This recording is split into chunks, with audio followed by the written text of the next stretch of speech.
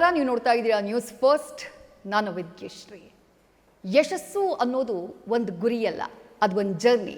ಆ ಜರ್ನಿ ಮಾಡುವಂಥ ಟೈಮ್ನಲ್ಲಿ ಹಲವು ಸವಾಲುಗಳು ಎದುರಾಗಬಹುದು. ಯಾರು ಆ ಸವಾಲುಗಳನ್ನು ಮೆಟ್ಟಿ ನಿಲ್ತಾನೋ ಅವನು ನಿಜವಾದ ಸಾಧಕ ಅಂತ ಕರೆಸಿಕೊಳ್ತಾನೆ. ಅಂಥ ಒಬ್ಬ ಸಾಧಕ ಇವತ್ತು ನಮ್ಮ ಜೊತೆ ನಾನು ನನ್ನ ಸಾಧನೆ ಕಾರ್ಯಕ್ರಮದಲ್ಲಿದ್ದಾರೆ. ಇವರು ಎಸ್.ಎಲ್.ಸಿ ಮುಗಿದ ತಕ್ಷಣ ವ್ಯವಹಾರಕ್ಕಿಳಿದವರು. ವ್ಯವಹಾರಕ್ಕಿಳಿದ ಮೇಲೆ 10 ಸವಾಲುಗಳನ್ನು ಕಂಡವರು. ಬದುಕಿನಲ್ಲಿ ಸೆಟಲ್ ಆಗಬೇಕು ಅನ್ನುವಂಥ ಟೈಮ್ನಲ್ಲಿ 10-12 ವರ್ಷಗಳ ಕಾಲ ಸ್ಟ್ರಗಲ್ ಮಾಡ್ತಾರೆ. ಆದರೆ ಅವರ ಜೀವನದಲ್ಲಿ ಅವರ ಮನೆಯಲ್ಲಿ ನಡೆಯುವಂಥ ಒಂದು ಘಟನೆ ಅವರ ಬದುಕಿನ ದಿಕ್ಕನ್ನೇ ಬದಲಿಸಿಬಿಡುತ್ತೆ. ತಮ್ಮ ಮನೆಯಲ್ಲಾದಂಥ ನೋವು, ತಮ್ಮ ಮನೆಯವರು ಹಾಕಿದಂಥ ಕಣ್ಣೀರು ಬೇರೆ ಮನೆಗಳಲ್ಲಿ ಅದಾಗಬಾರ್ದು, ಆ ನೋವನ್ನು ಬೇರೆ ಮನೆಯವರು ಅನುಭವಿಸಬಾರ್ದು ಅಂಥೇಳಿ ಅವರು ತೆಗೆದುಕೊಳ್ಳುವಂಥ ಒಂದು ನಿರ್ಧಾರ ಅವರ ಇಡೀ ಕಂಪ್ಲೀಟ್ ಬದುಕಿನ ಜರ್ನಿಯನ್ನು ಬದಲಾಯಿಸಿಬಿಡುತ್ತೆ. ಇವತ್ತು ಅವರು ಕಟ್ಟಿದಂಥ ಸಂಸ್ಥೆ, ಅವರು ಕಟ್ಟಿದಂಥ ಸಾಮ್ರಾಜ್ಯ ಇಡೀ ದೇಶದಲ್ಲಿ ದೊಡ್ಡ ಹೆಸರನ್ನು ಮಾಡಿದೆ. ನಾನು ಮಾತನಾಡ್ತಾ ಇರೋದು ಮಾನಸಿಕ ಆರೋಗ್ಯ ಕ್ಷೇತ್ರದಲ್ಲಿ ದೇಶದಲ್ಲೇ ದೊಡ್ಡ ಹೆಸರನ್ನು ಮಾಡಿರುವಂಥ ಕಡಬಮ್ಸ್ ಹಾಸ್ಪಿಟಲ್ಸ್ನ ಸಂಸ್ಥಾಪಕರಾಗಿರುವಂಥ ಡಾಕ್ಟರ್ ರಮೇಶ್ ಕಡಬಮ್ಸ್ ಅವರ ಬಗ್ಗೆ. ಬನ್ನಿ, ನಮ್ಮ ಕಾರ್ಯಕ್ರಮದ ಅತಿಥಿ ನಮ್ಮ ಜೊತೆಗಿದ್ದಾರೆ ಡಾಕ್ಟರ್ ರಮೇಶ್ ಕಡಬಮ್ಸ್ ಅವರು. ಅವರನ್ನೇ ಕಾರ್ಯಕ್ರಮಕ್ಕೆ ಸ್ವಾಗತ ಮಾಡ್ತೀನಿ. ಸರ್, ಕಾರ್ಯಕ್ರಮಕ್ಕೆ ಸ್ವಾಗತ. ನಮಸ್ಕಾರ. ಹೇಗಿದ್ದೀರಿ ಸರ್? ಚೆನ್ನಾಗಿ. ಆಸ್ಪತ್ರೆಯ ಒಳಗೆ ಎಂಟ್ರಿ ಆದಾಗ ಆ್ಯಕ್ಚುಲಿ ಆಸ್ಪತ್ರೆ ಅಂತ ಅನ್ನಿಸ್ಲೇ ಇಲ್ಲ ಸರ್. ಒಂದು ಮಾತಿದೆ, ಮನಸ್ಥಿತಿ ಸರಿಯಾಗಿಲ್ಲದೆ ಇದ್ರೂ ಪರವಾಗಿಲ್ಲ, ಮನಸ್ಸಿನ ಸ್ಥಿತಿ ಸರಿಯಾಗಿರಬೇಕು ಅಂಥೇಳಿ. ಆ ಮನಸ್ಸಿನ ಆರೋಗ್ಯವನ್ನು ಕಾಪಾಡುವಂಥ ವಿಚಾರ ಬಹುಶಃ ಒಂದು ಸ್ವಲ್ಪ ನಿರ್ಲಕ್ಷ್ಯಕ್ಕೆ ಒಳಗಾದಂಥ ಕ್ಷೇತ್ರ ಅದು. ಅಂಥ ಕ್ಷೇತ್ರವನ್ನು ಆಯ್ಕೆ ಮಾಡಿಕೊಂಡು ಇದು ಒಳಗಡೆ ಬಂದು ನೋಡಿದರೆ ಎಷ್ಟೋ ಜನರಿಗೆ ಟ್ರೀಟ್ಮೆಂಟ್ ಕೊಡ್ತಿದ್ದೀರಿ. ಪ್ರತಿ ವರ್ಷ ಸಾವಿರಾರು ಜನ ಟ್ರೀಟ್ಮೆಂಟನ್ನು ಪಡ್ಕೊಂಡು ಬದುಕಿನ ಒಂದೊಳ್ಳೆಯ ಹಾದಿಗೆ ಅವರು ಹೆಜ್ಜೆಯನ್ನು ಇಡ್ತಿದ್ದಾರೆ. ಒಂದು ಸಲ ಹಿಂದಕ್ಕೆ ತಿರುಗಿ ನೋಡಿದಾಗ ಸರ್, ಇಂಥದ್ದೊಂದು ದೇವಸ್ಥಾನವನ್ನು ಕಟ್ಟಿದ್ದೀರಿ. ಎಷ್ಟು ಖುಷಿ ಇದೆ ಸರ್, ಎಷ್ಟು ಸಾರ್ಥಕ ಅನಿಸುತ್ತೆ ಬದುಕು. ಬಹಳ ಸಂತೋಷ ಆಗುತ್ತೆ. ದಿನ ಒಂದು ಸಲ ಬಂದು ಹೋಗದಿದ್ದರೆ ಮನಸ್ಸಿಗೆ ಸಮಾಧಾನ ಆಗೋದಿಲ್ಲ. ಮೊಟ್ಟ ಮೊದಲನೇದಾಗಿ ಇದು ನಾವು ಆಸ್ಪತ್ರೆ ಅಂತ ಕರೆಯೋದಿಲ್ಲ, ಇದನ್ನು ನಾವು ಒಂದು ಪುನರ್ವಸತಿ ಕೇಂದ್ರ ಅಂತ ಕರಿತೀವಿ. ಕಡಬಮ್ಸ್ ಪುನರ್ವಸತಿ ಕೇಂದ್ರ. ಇದು ನಾವು ಭಾಳ ಪುಟ್ಟದಾಗಿ ಶುರು ಮಾಡಿದ್ದು. ಮೊದಲು ಶುರು ಮಾಡಿದ್ದು ಬಾಡಿಗೆ, ಒಂದು ಮನೆಯಲ್ಲಿ ಫಸ್ಟ್ ಬಾಡಿಗೆಗೆ ಇದ್ದಿದ್ದ ಜಾಗದಲ್ಲಿ.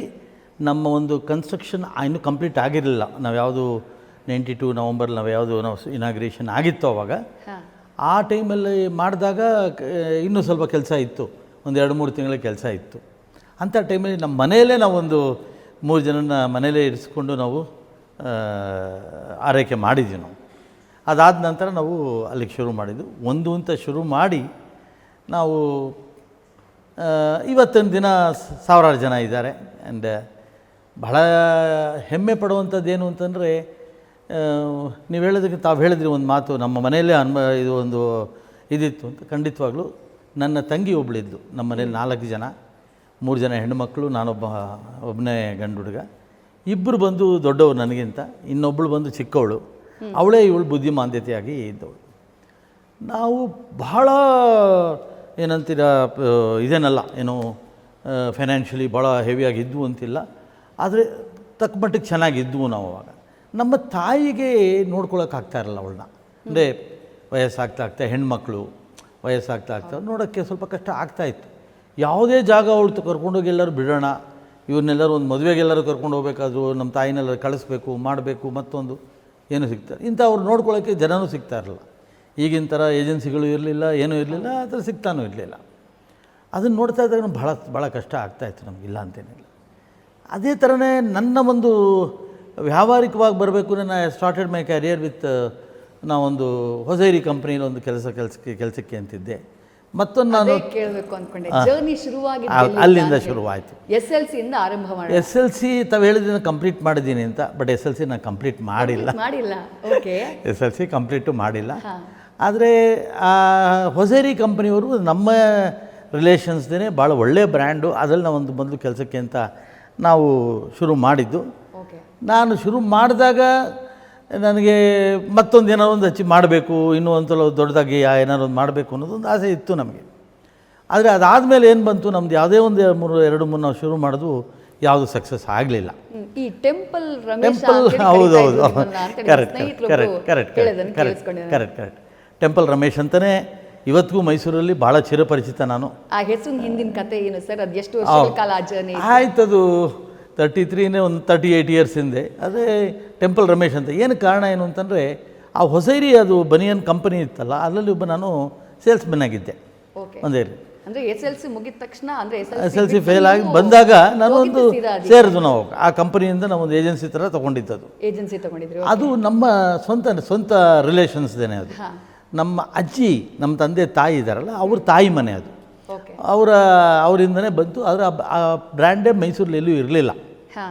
ಏನಕ್ಕೋಸ್ಕರ ಟೆಂಪಲ್ ರಮೇಶ್ ಅನ್ನೋಕೆ ಬಂತು ಅಂತಂದರೆ, ಅದು ಭಾಳ ಚಿರಪರಿಚಿತ ಆಗೋಯ್ತು ಮೈಸೂರಲ್ಲಿ. ಯಾವ ಅಂಗಡಿಗೆ ಹೋದ್ರು, ಯಾವ ಬಟ್ಟೆ ಅಂಗಡಿಗೆ ಹೋದ್ರು, ಯಾವುದೇ ಹೋದ್ರು ಅಂತಲೇ ಟೆಂಪಲ್ ಇರ್ತಾಯಿತ್ತು. Okay. That is may be ಅವ್ರದ್ದು ಟೈಮ್ ಚೆನ್ನಾಗಿತ್ತು, ಅಥವಾ ಅವ್ರ ಕ್ವಾಲಿಟಿ ಚೆನ್ನಾಗಿತ್ತು, ಅಥವಾ ನನ್ನ ಎಫರ್ಟ್ಸು. ಜನ ಹೇಳೋದು ನನ್ನ ಎಫರ್ಟ್ಸ್ ಅಂತ. ಹೌದು, ನಾನು ಕೇಳಿದ್ದೀನಿ. ನಾನು ಹೇಳೋದು ಅವ ಕ್ವಾಲಿಟಿನೂ ಮತ್ತು ಅವ್ರದ್ದು ಏನೋ ಇಲ್ದವ್ರೆ ನಾನೇನು ಮಾಡೋಕ್ಕಾಗ್ತಾ ಇರಲಿಲ್ಲ ಅಂತ. ಜನರಿಗೆ ತಲುಪಿಸುವಲ್ಲಿ ನೀವು ಸಕ್ಸಸ್ ಅಷ್ಟೇ ಅದು ಬಂತು. ಅದಾದ ನಂತರ ಆಮೇಲೆ ನಾವು ಅದರಿಂದ ಹೊರಗಡೆ ಬಂದೆ ನಾನು. ಹೊರಗಡೆ ಬಂದು ನಾವು ಇದರಲ್ಲಿ ನಾವೆಲ್ಲಿ ಬೆಳಗಾಂನಲ್ಲಿ ನಾನು ಒಂದು ಡಿಟರ್ಜೆಂಟ್ ಕಂಪನಿ TFI ಅಂತ ಮಂಗಳೂರಲ್ಲಿ ದೊಡ್ಡ ಕಂಪನಿ ಅದು. ಅವರ ಒಂದು ಕಂಪನಿ ನಾನು ಸೇಲ್ಸ್ ಆರ್ಗನೈಸರ್ ಆಗಿದ್ದೆ ನಾನು. ಇದು ಯಾವಾಗ ಸರ್? 1983, 82, 83 ಇರಬೇಕು. ಓಕೆ. ಅಲ್ಲಿ ನಾವು ಶುರು ಮಾಡಿದ್ವು. ಈಗೇನು ಮೇ ಬಿ ನಂದು ಬ್ಯಾಡ್ ಟೈಮ್, ಒಳ್ಳೆ ಟೈಮು ಅವಾಗೇ ಶುರುವಾಗಿತ್ತು, ಬ್ಯಾಡ್ ಟೈಮು ಅವಾಗಲೇ ಶುರುವಾಗಿತ್ತು ಅನಿಸುತ್ತೆ. ಅಂದರೆ ಜರ್ನಿ ಮೈಸೂರಿಂದ ಶುರುವಾಗಿತ್ತು, ಸೀದಾ ಬೆಳಗಾವಿಗೆ ಶಿಫ್ಟ್ ಆಗಿ. ಹೌದು, ಬೆಳಗಾವಿ ಶಿಫ್ಟ್. ಬಟ್ ಅಲ್ಲಿ ಏನಾಯಿತು ನಮಗೆ ಅಂತಂದರೆ, TFI ಅವ್ರಿಗೂ ಕಂಪ್ನಿ ನಾವು ಸೇರಿಕೊಂಡಾಗ ಆ ಕಂಪ್ನಿ ಸ್ವಲ್ಪ ಸುಸ್ತಾಗ್ಬಿಟ್ಟಿತ್ತು ಅದು. ಓಕೆ. ಸೊ ಆ ಟೈಮಲ್ಲಿ ಏನಾಗೋಯಿತು, ಆ ಕಂಪ್ನಿದು ಯಾವುದೇ ಥರದ್ದು ಒಳಗಡೆ ರಾಜಕೀಯ ಇರ್ಬೋದು, ಮತ್ತೊಂದು ಇರ್ಬೋದು, ಏನು ಮಾಡೋಕ್ಕಾಗಲಿಲ್ಲ ನಮಗೆ. ನಾವು ಅಲ್ಲಿಂದನೂ ಹೊರಗಡೆ ಬರಬೇಕಾಗಿತ್ತು. ನೀವಲ್ಲಿ ಮಾರ್ಕೆಟಿಂಗಲ್ಲಿ ಆರ್ಗನೈಸರ್ ಆಗಿದೆ, ಸೇಲ್ಸ್ ಆರ್ಗನೈಸರ್ ಅಂತ. ಓಕೆ. ಅವಾಗ ಏನು ಮಾಡಿದ್ರು, ನನಗೆ ಒಂದು ಆರ್ಗನೈಸರ್ ಅಂತ ಒಂದು ಪೋಸ್ಟ್ ಕ್ರಿಯೇಟ್ ಮಾಡಿದ್ರು ನಂದು, ಸೇಲ್ಸ್ ಆರ್ಗನೈಸರ್ ಅಂತ. ASM ಅಂತ ಮಾಡ್ತು ಅಂತಂದರೆ ಆಗಲ್ಲ, ಬಿಕಾಸ್ ಇಟ್ ರಿಕ್ವೈರ್ಸ್ ಸರ್ಟನ್ ಏನಂತಾರೆ ಕ್ವಾಲಿಫಿಕೇಷನ್ ಬೇಕು, ಮತ್ತೊಂದು ಬೇಕು, ಆ್ಯಂಡ್ ಸೀನಿಯಾರಿಟಿ ಬೇಕು. ನಾನು ಎಂಟ್ರಾಗಿದ್ದ ತಕ್ಷಣ ನನ್ನ ಆರ್ಗನೈಸರ್ ಅಂತ ಮಾಡಿದ್ರು. ಆವಾಗ ಇದೆಲ್ಲ ಮಾಡ್ತಾ ಇರೋ ಟೈಮಲ್ಲಿ ಒಂದೂವರೆ ವರ್ಷಕ್ಕೆ ಕಂಪ್ನಿದಂತೂ ಸೇಲ್ಸು ಒಂದು 400 ಕೇಸಸ್ ಅಂತ 400 ಬಾಕ್ಸ್ ಅಂತ ಇದ್ದಿದ್ದನ್ನು ನಾನು 5,000 ಬಾಕ್ಸಿಗೆ ತೊಗೊಂಡು ಹೋದೆ. ಇದೆಲ್ಲ ಆದಾಗ ಆಯಿತು, ಆ ಕಂಪ್ನಿದು ಸ್ವಲ್ಪ ರಾಜಕೀಯಗಳ ಎಲ್ಲ ಡೌನ್ ಆಯಿತು. ಅಷ್ಟೊತ್ತಿಗೆ ನಮಗೂ ಏನಾಗುತ್ತೆ, ಆ ಏಜ್ ಅಂತ ಅದಲ್ವಾ, ವಯಸ್ಸು ಚಿಕ್ಕ. ಅಲ್ಲಿ ನಮಗೆ ನಮ್ಮ ಒಬ್ಬರು ಸ್ನೇಹಿತರಿದ್ರು, ಒಬ್ಬರು they are native of Mangalore actually. ಅವರು ನಾವು ಇಬ್ಬರು ಸೇರಿ ನಾವು ಫ್ಯಾಕ್ಟ್ರಿನೇ ಶುರು ಮಾಡೋದು. ನಾವು ಒಂದು ಡಿಟರ್ಜೆಂಟ್ ಫ್ಯಾಕ್ಟ್ರಿನೇ ನಾವು ಶುರು ಮಾಡೋದು. ಆಂಡ್ರ್ಯೂ ಅಂತ ಹೆಸರು? ಕರೆಕ್ಟ್, ಆಂಡ್ರೂ ಡಿಸೋಜಾ ಅಂತ ಅವರು ನಾವು ಶುರು ಮಾಡಿದ್ವಿ. ಅಂದರೆ ಸ್ವಂತದ್ದೇನಾದರೂ ಮಾಡಬೇಕು ಅನ್ನೋದೇನೋ ಒಂದಿತ್ತು. ಬೆಳಗಾವಿನಲ್ಲೇ ಸ್ಟಾರ್ಟ್ ಮಾಡಿ? ಹೌದು, ಬೆಳಗಾವಿಯಲ್ಲೇ ಸ್ಟಾರ್ಟ್ ಮಾಡೋದು. ಓಕೆ. ಜೊತೆಗೆ ಏನಾಯಿತು, ಡಿಟರ್ಜೆಂಟ್ ಫ್ಯಾಕ್ಟ್ರಿ ಒಂದು ಸ್ವಲ್ಪ ಶುರು ಮಾಡಿದಾಗ ಜಾಗ ದೊಡ್ಡದಾಗಿತ್ತು ಅದು. It was actually poultry shed ಅದು. ಪೌಲ್ಟ್ರಿ ಇದ್ರ ಜೊತೆಗೆ ಪೌಲ್ಟ್ರಿ ಯಾಕೆ ಮಾಡಬಾರ್ದು ಅಂತ ಮಾಡಿದ್ವು ನಾವು. It was a poultry shed, very big plot ಅದು. ಪೌಲ್ಟ್ರಿ ನಾವು ರನ್ ಮಾಡೋದು. ಮೇ ಬಿ ಅಲ್ಲಿಂದ ಕೋಳಿ ಫಾರ್ಮ್ ಶುರು ಮಾಡೋದು. ಅವಾಗ that was the biggest poultry farm in Belgaum. ಆಯಿತಾ? ಅದು ವಿಸಿಟ್ ನಮ್ಮನ್ನು ಅಪ್ರಿಷಿಯೇಟ್ ಮಾಡಿ ಎಲ್ಲ ಮಾಡಿದವರು. ಆವಾಗ ನಮ್ಮ ಇವತ್ತಿನ ಮುಖ್ಯಮಂತ್ರಿಗಳು ಸಿದ್ದರಾಮಯ್ಯನವರು ಅಲ್ಲಿ ಅನಿಮಲ್ ಹಸ್ಬೆಂಡ್ರಿ ಮಿನಿಸ್ಟರ್ ಆಗಿದ್ರು ಅವಾಗ. ಆ ಟೈಮಲ್ಲಿ it was the first animal husbandry. ಅವತ್ತಿನ ದಿನ ನಮ್ಮ ಪೌಲ್ಟ್ರಿ ಫಾರ್ಮ್ಗೂ ವಿಸಿಟ್ ಮಾಡಿ he has appreciated a lot. ಅಲ್ಲಿ that is the bad time. ಒಂದು ನಮ್ಮ ಪೌಲ್ಟ್ರಿಯಲ್ಲಿ ನಮ್ಮ ಬರ್ಡ್ಸ್ಗೆ ಒಂದು ಡಿಸೀಸ್ ಬಂದ್ಬಿಡ್ತು. ಬಂತು. ಲಕ್ಕಿಲಿ ಅವಾಗ ತಾನೇ ನಿಮ್ಗೇನು ತೊಂದರೆ ಆಗ್ತಾಯಿದೆ, ನಿಮ್ಗೇನು ಬೇಕು ಅಂತ ಕೇಳಿದರು ಸಿದ್ದರಾಮಯ್ಯರು. ಅವಾಗ ನಾನು ಹೇಳಿದೆ, ನಮ್ಮದು ಇನ್ಶೂರೆನ್ಸ್ ಯಾರೂ ಮಾಡ್ತಾಯಿಲ್ಲ, ನಿಮ್ಮ ಕಡೆಯಿಂದ ಒಂದು ಇದಾಗಬೇಕು ಅಂತ. ತಕ್ಷಣ ಅಲ್ಲಿ ಅವರ PS ಕರೆದ್ರು, ಅನಿಮಲ್ ಹಸ್ಬೆಂಡ್ರಿ ಸೆಕ್ರೆಟ್ರಿ ಇವನ ಏನೋ ಅವಾಗ ಪೋಸ್ಟ್ ಏನಿತ್ತು ನಂಗೆ ಜ್ಞಾಪಕ ಬರುತ್ತಲ್ಲ, ಡೆಪ್ಯೂಟಿ ಡೈರೆಕ್ಟ್ರು ಏನೋ, ಕರೆದ್ಬಿಟ್ಟು ಅವ್ರಿಗೆ ಹೇಳಿದ್ರು, ಏನಂತ ನೀವು ನೋಡಪ್ಪ ಇದು ಮೊದಲು ಇನ್ಶೂರೆನ್ಸ್ ಇದು ಮಾಡಬೇಕು ಅಂತ. ಆವಾಗ ಯುನೈಟೆಡ್ ಇಂಡಿಯಾ ಇನ್ಶೂರೆನ್ಸ್ ಕಂಪನಿಯವರು ನಮ್ಮ ಇನ್ಶೂರೆನ್ಸು ಮಾಡಿದ್ರು. ಆ ಟೈಮಲ್ಲಿ ನಮ್ಮದು ಪೌಲ್ಟ್ರಿ ಶುರು ಮಾಡಿದಾಗ ನಮ್ಮ ಬ್ಯಾಡ್ ಟೈಮ್ ಸ್ಟಾರ್ಟ್ ಆಯಿತು ಅಂತ ನಿಮ್ಗೆ ಹೇಳಿದೆ ನಾನು. ಅದು ನಮ್ಮ ಕ್ಯಾಪಿಟಲ್ ಇಷ್ಟು ಅಂತ ಇರುತ್ತೆ, ಸಣ್ಣ ಮಟ್ಟಕ್ಕೆ ಏನೋ ಒಂದಿರುತ್ತೆ, ಯಾಕೆ ನಾವೆಲ್ಲ ವರ್ಕಿಂಗಿಂದ ಬಂದವು. ಆ ಟೈಮಲ್ಲಿ ನಾವು ಏನು ಹಾಕಿದ್ವು ಅದು ಕಂಪ್ಲೀಟ್ ವಾಶೌಟ್ ಆಗೋಯಿತು. ಇನ್ಶೂರೆನ್ಸ್ ಕಂಪ್ನಿ ಅಮೌಂಟ್ ಬಂದಿದ್ದು, ಇನ್ಶೂರೆನ್ಸ್ ಅವ್ರು ಎಷ್ಟು ಕೊಡ್ತಾರೆ, ಸರ್ಟನ್ ಅಮೌಂಟ್ ಅವ್ರದ್ದು ಪರ್ ಬರ್ಡ್ ಇಷ್ಟು ಅಂತ ಏನೋ ಫಿಕ್ಸ್ ಆಗಿರುತ್ತೆ, ಅದು ಫುಲ್ ಹೊಟ್ಟಾಯ್ತು. ಮಧ್ಯದಲ್ಲಿ ಬಿಟ್ಟೆ ನಿಮಗೆ ಅಲ್ಲಿ ನಮ್ಮದೊಂದು IV ಫ್ಲೂಯಿಡ್ ಯೂನಿಟ್ ಮಾಡಬೇಕು ಅಂತಿದ್ವು ನಾವು, ಎಲ್ಲಿ ಬೆಳಗಾವಿಯಲ್ಲಿ. ಅಲ್ಲಿ ಹೊನಗ ಇಂಡಸ್ಟ್ರಿಯಲ್ ಏರಿಯಲ್ಲಿ ನಾವು IV ಫ್ಲೂಯಿಡ್ ಯೂನಿಟ್ ನಮಗೆ ಲ್ಯಾಂಡು ಅಲಾಟ್ ಮಾಡಿಬಿಟ್ರು. ಅಲ್ಲಿ ಮಾಡಬೇಕು ಅಂತಾಗ ನಾನು ಇಲ್ಲಿ ಬ್ಯಾಂಗ್ಳೂರಿಗೆ ಬಂದೆ. ಏನಕ್ಕೋಸ್ಕರ ಅಂತಂದರೆ ಲೈಫ್ ಸೇವಿಂಗ್ ಡ್ರಗ್ಸ್ಗೆ ಲೈಸೆನ್ಸ್ ತೊಗೋಬೇಕಾಗಿತ್ತು.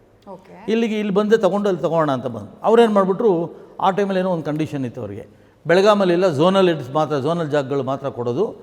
ಇದು ಹುಬ್ಳಿ, ಬ್ಯಾಂಗ್ಳೂರು, ಮೈಸೂರು, ಇನ್ನೊಂದು ಯಾವುದೋ ಒಂದು ಜಾಗ ಹೇಳೋದು, 4 ಕಡೆನೇ ಮಾಡಬೇಕು. ನಮಗೆ ಜಾಗ ತೊಗೊಂಡಿರೋದು ಇದರಲ್ಲಿ, ಎಲ್ಲಿ ಬೆಳಗಾಮಲ್ಲಿ ತೊಗೊಂಡ್ರು. ಕಡೆಗೆ ಏನಾಯಿತು, ಇಲ್ಲಿ ಬಂದು ಎಫರ್ಟ್ಸ್ ಎಲ್ಲ ಹಾಕಿ ಎಲ್ಲ ಮಾಡಬೇಕಾಯಿತು. KSFCಲೆಲ್ಲ ಓದ್ವು, ಲೋನ್ ಕೊಡಬೇಕಾಗಿತ್ತು. ನಮ್ಮ ಮನೆಯಲ್ಲಿ ನಿಮ್ಗೆ ಹೇಳಿದೆ, ನಮ್ಮ ಮನೆ ನಾವೇನು ತುಂಬ ಸೂಪರ್ ರಿಚ್ ಅಲ್ಲ, ತುಂಬ ಲೋನು ಇಲ್ಲ, ನಾವು ಮಿಡ್ ರೇಂಜು ಮ್ಯಾನೇಜ್ ಮಾಡ್ಬೋದು ಇತ್ತು. ನಮ್ಮದೊಂದು ಪ್ರಾಪರ್ಟಿ ಇತ್ತು. ಆ್ಯಕ್ಚುಲಿ ನಾವೆಲ್ಲ ನಮ್ಮ ಮುತ್ತಾತ ಅವರೆಲ್ಲ ಭಾಳ ಪ್ಯಾಲೇಸಲ್ಲಿ ನಾವು ಇದ್ದವರು. ಒಬ್ಬ ನಮ್ಮ ಮುತ್ತಾತನ ಅಣ್ಣಂಗೆ ವಣಿಕರತ್ನಂ ಅಂತ ಅವಾರ್ಡ್ ಬೇರೆ ಬಂದಿತ್ತು ಅವಾಗ. ಅವರೊಂದು ಗುಂಪಾಯಿದ್ರು. ನಮ್ಮ ಗುಂಪಿಗೆ ನಮ್ಮದು ಪ್ಯಾಲೇಸಿಂದನೇ ಪ್ರಾಪರ್ಟಿ ಎಲ್ಲ ಬಂದಿದ್ದು ನಮಗೆ. ಆ ಪ್ರಾಪರ್ಟಿಯಲ್ಲಿ ಏನಾಯಿತು, ಒಂದಿತ್ತು ನಮ್ಮ ಈ KSFC ಅವರು ಹೋದಾಗ ನಮ್ಗೆ ಕೇಳಿದ್ರು, ನೀವು 1 ಕೋಟಿ, ಇವಾಗ ಬಿಡಿ, ಇವಾಗ 1 ಕೋಟಿ ಏನಕ್ಕೂ ಲೆಕ್ಕಕ್ಕಿಲ್ಲ, ಹಂಗಾಗುತ್ತವೆ ಫ್ಯಾಕ್ಟ್ರಿಗಳಿಗೆ. 1 ಕೋಟಿ ಒಂದು ಲೋನ್ ಸ್ಯಾಂಕ್ಷನ್ ಮಾಡ್ಬೇಕಾದ್ರೆ ಒಂದು ಬ್ಯಾಂಕ್ ಇದಕ್ಕೆ ಲೋನು ಗ್ಯಾರಂಟಿ ಕೊಡಬೇಕು ಅಂತ ಬಂದು.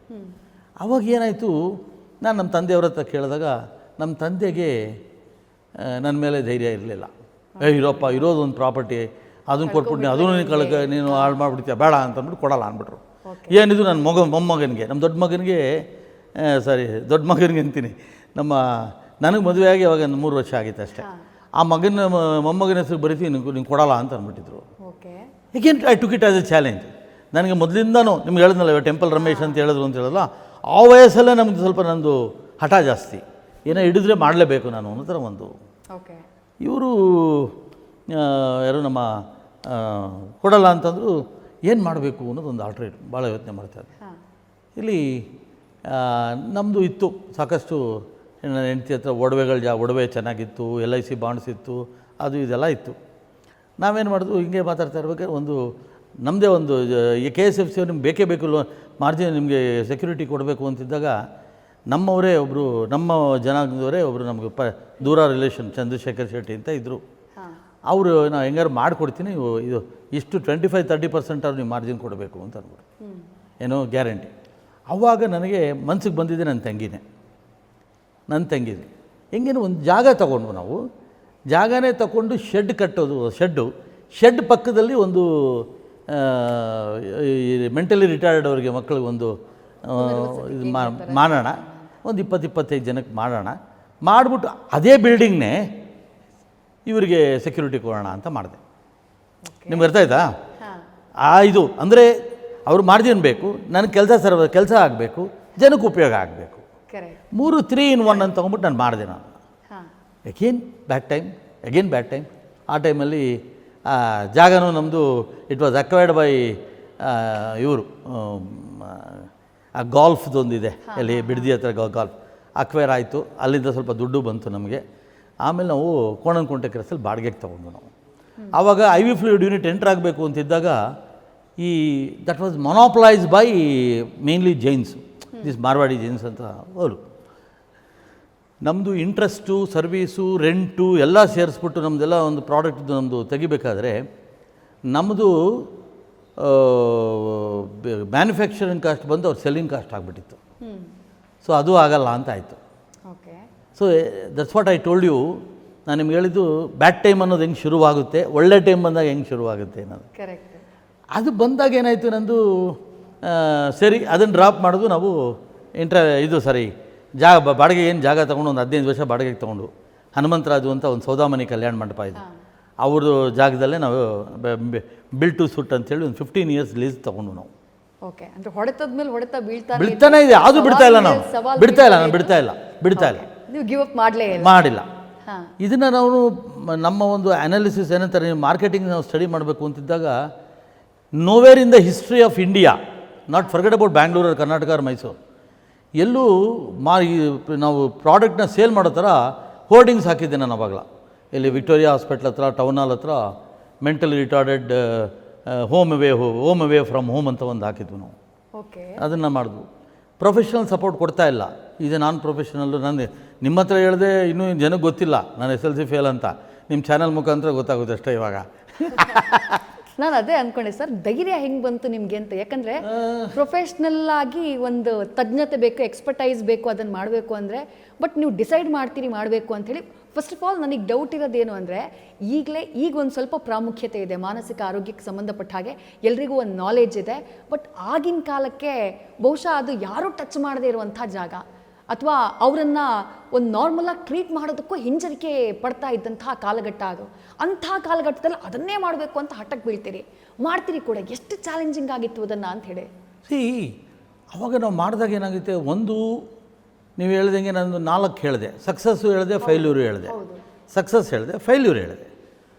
ಆ ಟೈಮಲ್ಲಿ ಏನಾಗುತ್ತೆ ಅಂತಂದರೆ, ಸರ್ವೈವಲ್ ಅನ್ನೋದು ಒಂದಿರುತ್ತೆ. ಎರಡನೇದು, ಮನಸ್ಸಿನಲ್ಲಿ ನನಗೆ ಯಾರಿಗೂ ಒಬ್ರಿಗೂ ಕೆಡುಕು ಮಾಡೋದು ನನಗೆ ಅವತ್ತೂ ಭಾವನೆ ಇಲ್ಲ, ಇವತ್ತಿಗೂ ಇಲ್ಲ. ಅವತ್ತಿಗೂ ಇಲ್ಲ, ನನಗೆ ಇವತ್ತಿಗೂ ಇಲ್ಲ. ನನ್ನ ತಂಗಿಗೆ ಆಗಿತ್ತು ಹಂಗೆ, ಮನಸ್ಸಿನಲ್ಲಿ ಕೊರಿತಾ ಇತ್ತು, ನಾನು ಇರಲಿಲ್ಲ ಅಂತ. ಮೂರನೇದು ಬಂದು ನನ್ನ ಡೈಲಿ ಬ್ರೆಡ್, ಅಂದರೆ ಇಲ್ಲೂ ಇಲ್ಲ, ಫೆಸಿಲಿಟೀಸ್ ಎಲ್ಲೂ ಇಲ್ಲ. ಅವತ್ತು 3.5% population was suffering from mental illness. ಇವತ್ತಿಗೂ 3.5% of population was suffering from mental illness. ಅವತ್ತಿನ ದಿನ 95 ಕೋಟಿ ಜನ ಇದ್ದರು. ಇವತ್ತು 140 ಕೋಟಿ, 150 ಕೋಟಿ ಆಗಿ, ಅದು 3% ಅದೇನೆ. ಆದರೆ ಫೆಸಿಲಿಟೀಸು ಅವತ್ತೂ ಇರಲಿಲ್ಲ, ಇವತ್ತೇನೋ ಸ್ವಲ್ಪ ಇಂಪ್ರೂವ್ ಆಗಿದೆ. ಆದರೆ ನಾಟ್ ಈವನ್ ಫಾರ್ ದ 0.1%ಗೂ ಇಲ್ಲ. ಸೊ ಇದನ್ನು ನಾವು ಸೆಲೆಕ್ಟ್ ಮಾಡ್ಕೊಂಡಾಗ, ನೋಡಿ ಇದನ್ನು ಮಾಡ್ಕೊಳ್ಳೋಣ, ಜನಕ್ಕೆ ಉಪಯೋಗ ಆಗುತ್ತೆ, ನನಗೆ ಉಪಯೋಗ ಆಗುತ್ತೆ, ಪೇಷಂಟ್ಗೆ ಉಪಯೋಗ ಆಗುತ್ತೆ. ಟೋಟಲಿ ನೆಗ್ಲೆಕ್ಟೆಡ್ ಏರಿಯಾ ಮಾಡೋಣ ಅಂತ. ನಿಮ್ಗೆ ಹೇಳಿದೆ ನಾನು 15 ವರ್ಷಕ್ಕೆ ನಮ್ಮದು ಲೀಸ್ ತೊಗೊಂಡಿದ್ದೆ ಅಂತ ಅಂದ್ಬಿಟ್ಟು. ಆ ಟೈಮಲ್ಲಿ ಕರೆಕ್ಟ್ ಇನ್ನೊಂದು ಇಂಪಾರ್ಟೆಂಟ್ ಹೇಳೋದು ಮಿಸ್ ಮಾಡಿದ್ದೇನು ಅಂತಂದರೆ, ನಾನು ಬೆಳಗಾಮಲ್ಲಿದ್ದಾಗ ನನ್ನಲ್ಲಿ 2 ವೀಲರ್ ಇತ್ತು, 4 ವೀಲರ್ ಇತ್ತು, ಫಿಯಟ್ ಒಂದು ಕಾರ್ ಇತ್ತು. ಆಮೇಲೆ ನಾವೆಲ್ಲ ಫ್ರಮ್ ಎ ಗುಡ್ ಫ್ಯಾಮಿಲೀಸ್. ನನ್ನ ಹೆಂಡತಿಗೆ ಅವ್ರ ತಾಯಿ ಮನೆಯಿಂದ ಅವಾಗ ಒಂದು ಡೈಮಂಡ್ ನೆಕ್ಲೆಸ್ ಅಂತ ಕೊಟ್ಟಿದ್ದರು. ಅದನ್ನು ಬಿಟ್ಟು ನಾನು ಸಾಕಷ್ಟು ಒಡವೆ ಮಾಡಿಸಿದ್ದೆ. ಇನ್ಕ್ಲೂಡಿಂಗ್ ನಮ್ಮ ಅತ್ತೆ, ನಮ್ಮ ವೈಫ್ ಅವರ ತಾಯಿ, ಅವರ ಇವರಿದ್ದಾರೆ, ಸ್ವಂತ ಅಕ್ಕನ ಮಗ ಒಬ್ಬರಿದ್ದಾರೆ ಇಲ್ಲೇ ಸಜ್ಜನರಾವ್ ಸರ್ಕಲಲ್ಲಿ, ಜೈಪಾಲಿ ಕ್ಲಿನಿಕ್ ಅಂತ ಭಾಳ ಫೇಮಸ್ ಇದು. ಅವ್ರ ಹತ್ರ ಹೋಗಿ ಕೇಳ್ಕೊಂಡಿದ್ದಾರೆ. ಏನಂತಂದರೆ ತೆಲುಗಲ್ಲಿ ಹೇಳ್ಕೊಂಡಿದ್ದಾರೆ, ಪ್ರಕಾಶು ಚೂಡಪ್ಪ ಅಲ್ಲಂಡ್ಲು ಪಿಚ್ಚೋಳನ್ನ ಸಾಕ್ತಾರಂಟ ಅಂತ. ಅಂದರೆ ನಮ್ಮ ಹಳೆಯ ಒಂದು ಹುಚ್ಚೂರು ಸಾಕ್ತಾರಂತೆ. ಪಾಪ ಅವ್ರಿಗೆ ಗೊತ್ತಿಲ್ಲ. ಜೊತೆಗೆ ಅವ್ರ ಮಗಳ ಫ್ಯೂಚರ್ ಅವ್ರು ನೋಡ್ತಾ ಇದ್ದಾರೆ. ಅದರಲ್ಲಿ ನಾವೇನೋ ಇದು ಮಾಡೋದಿಲ್ಲ ನಾವು. ಬಟ್ ಏನು ಅಂದರೆ, ಅವಳು ನನ್ನ ಮೇಲೆ ಭಾಳ ಭರವಸೆ ಇಟ್ಕೊಂಡು, ಹೆಲ್ಪ್ಲೆಸ್ ಆರ್ ಇದು ನನ್ನ ಮೇಲೆ ಧೈರ್ಯ ಇತ್ತು, ಅಥವಾ ನನಗೆ ವಿಧಿ ಇಲ್ಲ ಅಂತನೋ ಯಾವುದಾದ್ರು ಇರ್ಬೋದು. ಇವತ್ತಿಗೂ ನಾನು ಕೇಳೋಕ್ಕೆ ಹೋಗಿಲ್ಲ, ನನ್ನ ಮೇಲೆ ಅಷ್ಟೊಂದು ಧೈರ್ಯ ಮಾಡಿದ್ದಲ್ಲ ನೀನು ಅಂತ ನಾನು ಕೇಳೋಕ್ಕೆ ಹೋಗಿಲ್ಲ. ನಾವು ಸುಧಾ ಅವರು ನಿಮ್ಮ ಶ್ರೀಮತಿ. ಹೌದು, ಅವಳ ಇವತ್ತಿಗೂ ನಾನು ಕೇಳೋಕ್ಕೆ ಹೋಗಿಲ್ಲ. ಬಟ್ ಮಾಡಿದ್ವಿ. ಯಾವಾಗ ಅಂತಂದರೆ, ನಮ್ಮದು ಈ ಡೆಪಾಸಿಟ್ಗಳು, ಆ ಬಿಲ್ಡಿಂಗ್ಗೆ ನಾವು ಕೊಡಬೇಕು ಅಂತ ಹೋದಾಗ, ನಾನು ಎಷ್ಟು ಒಡವೆ ಮಾಡಿಸಿದ್ನೋ ಎಲ್ಲ ಕೊಟ್ಬಿಟ್ಲು.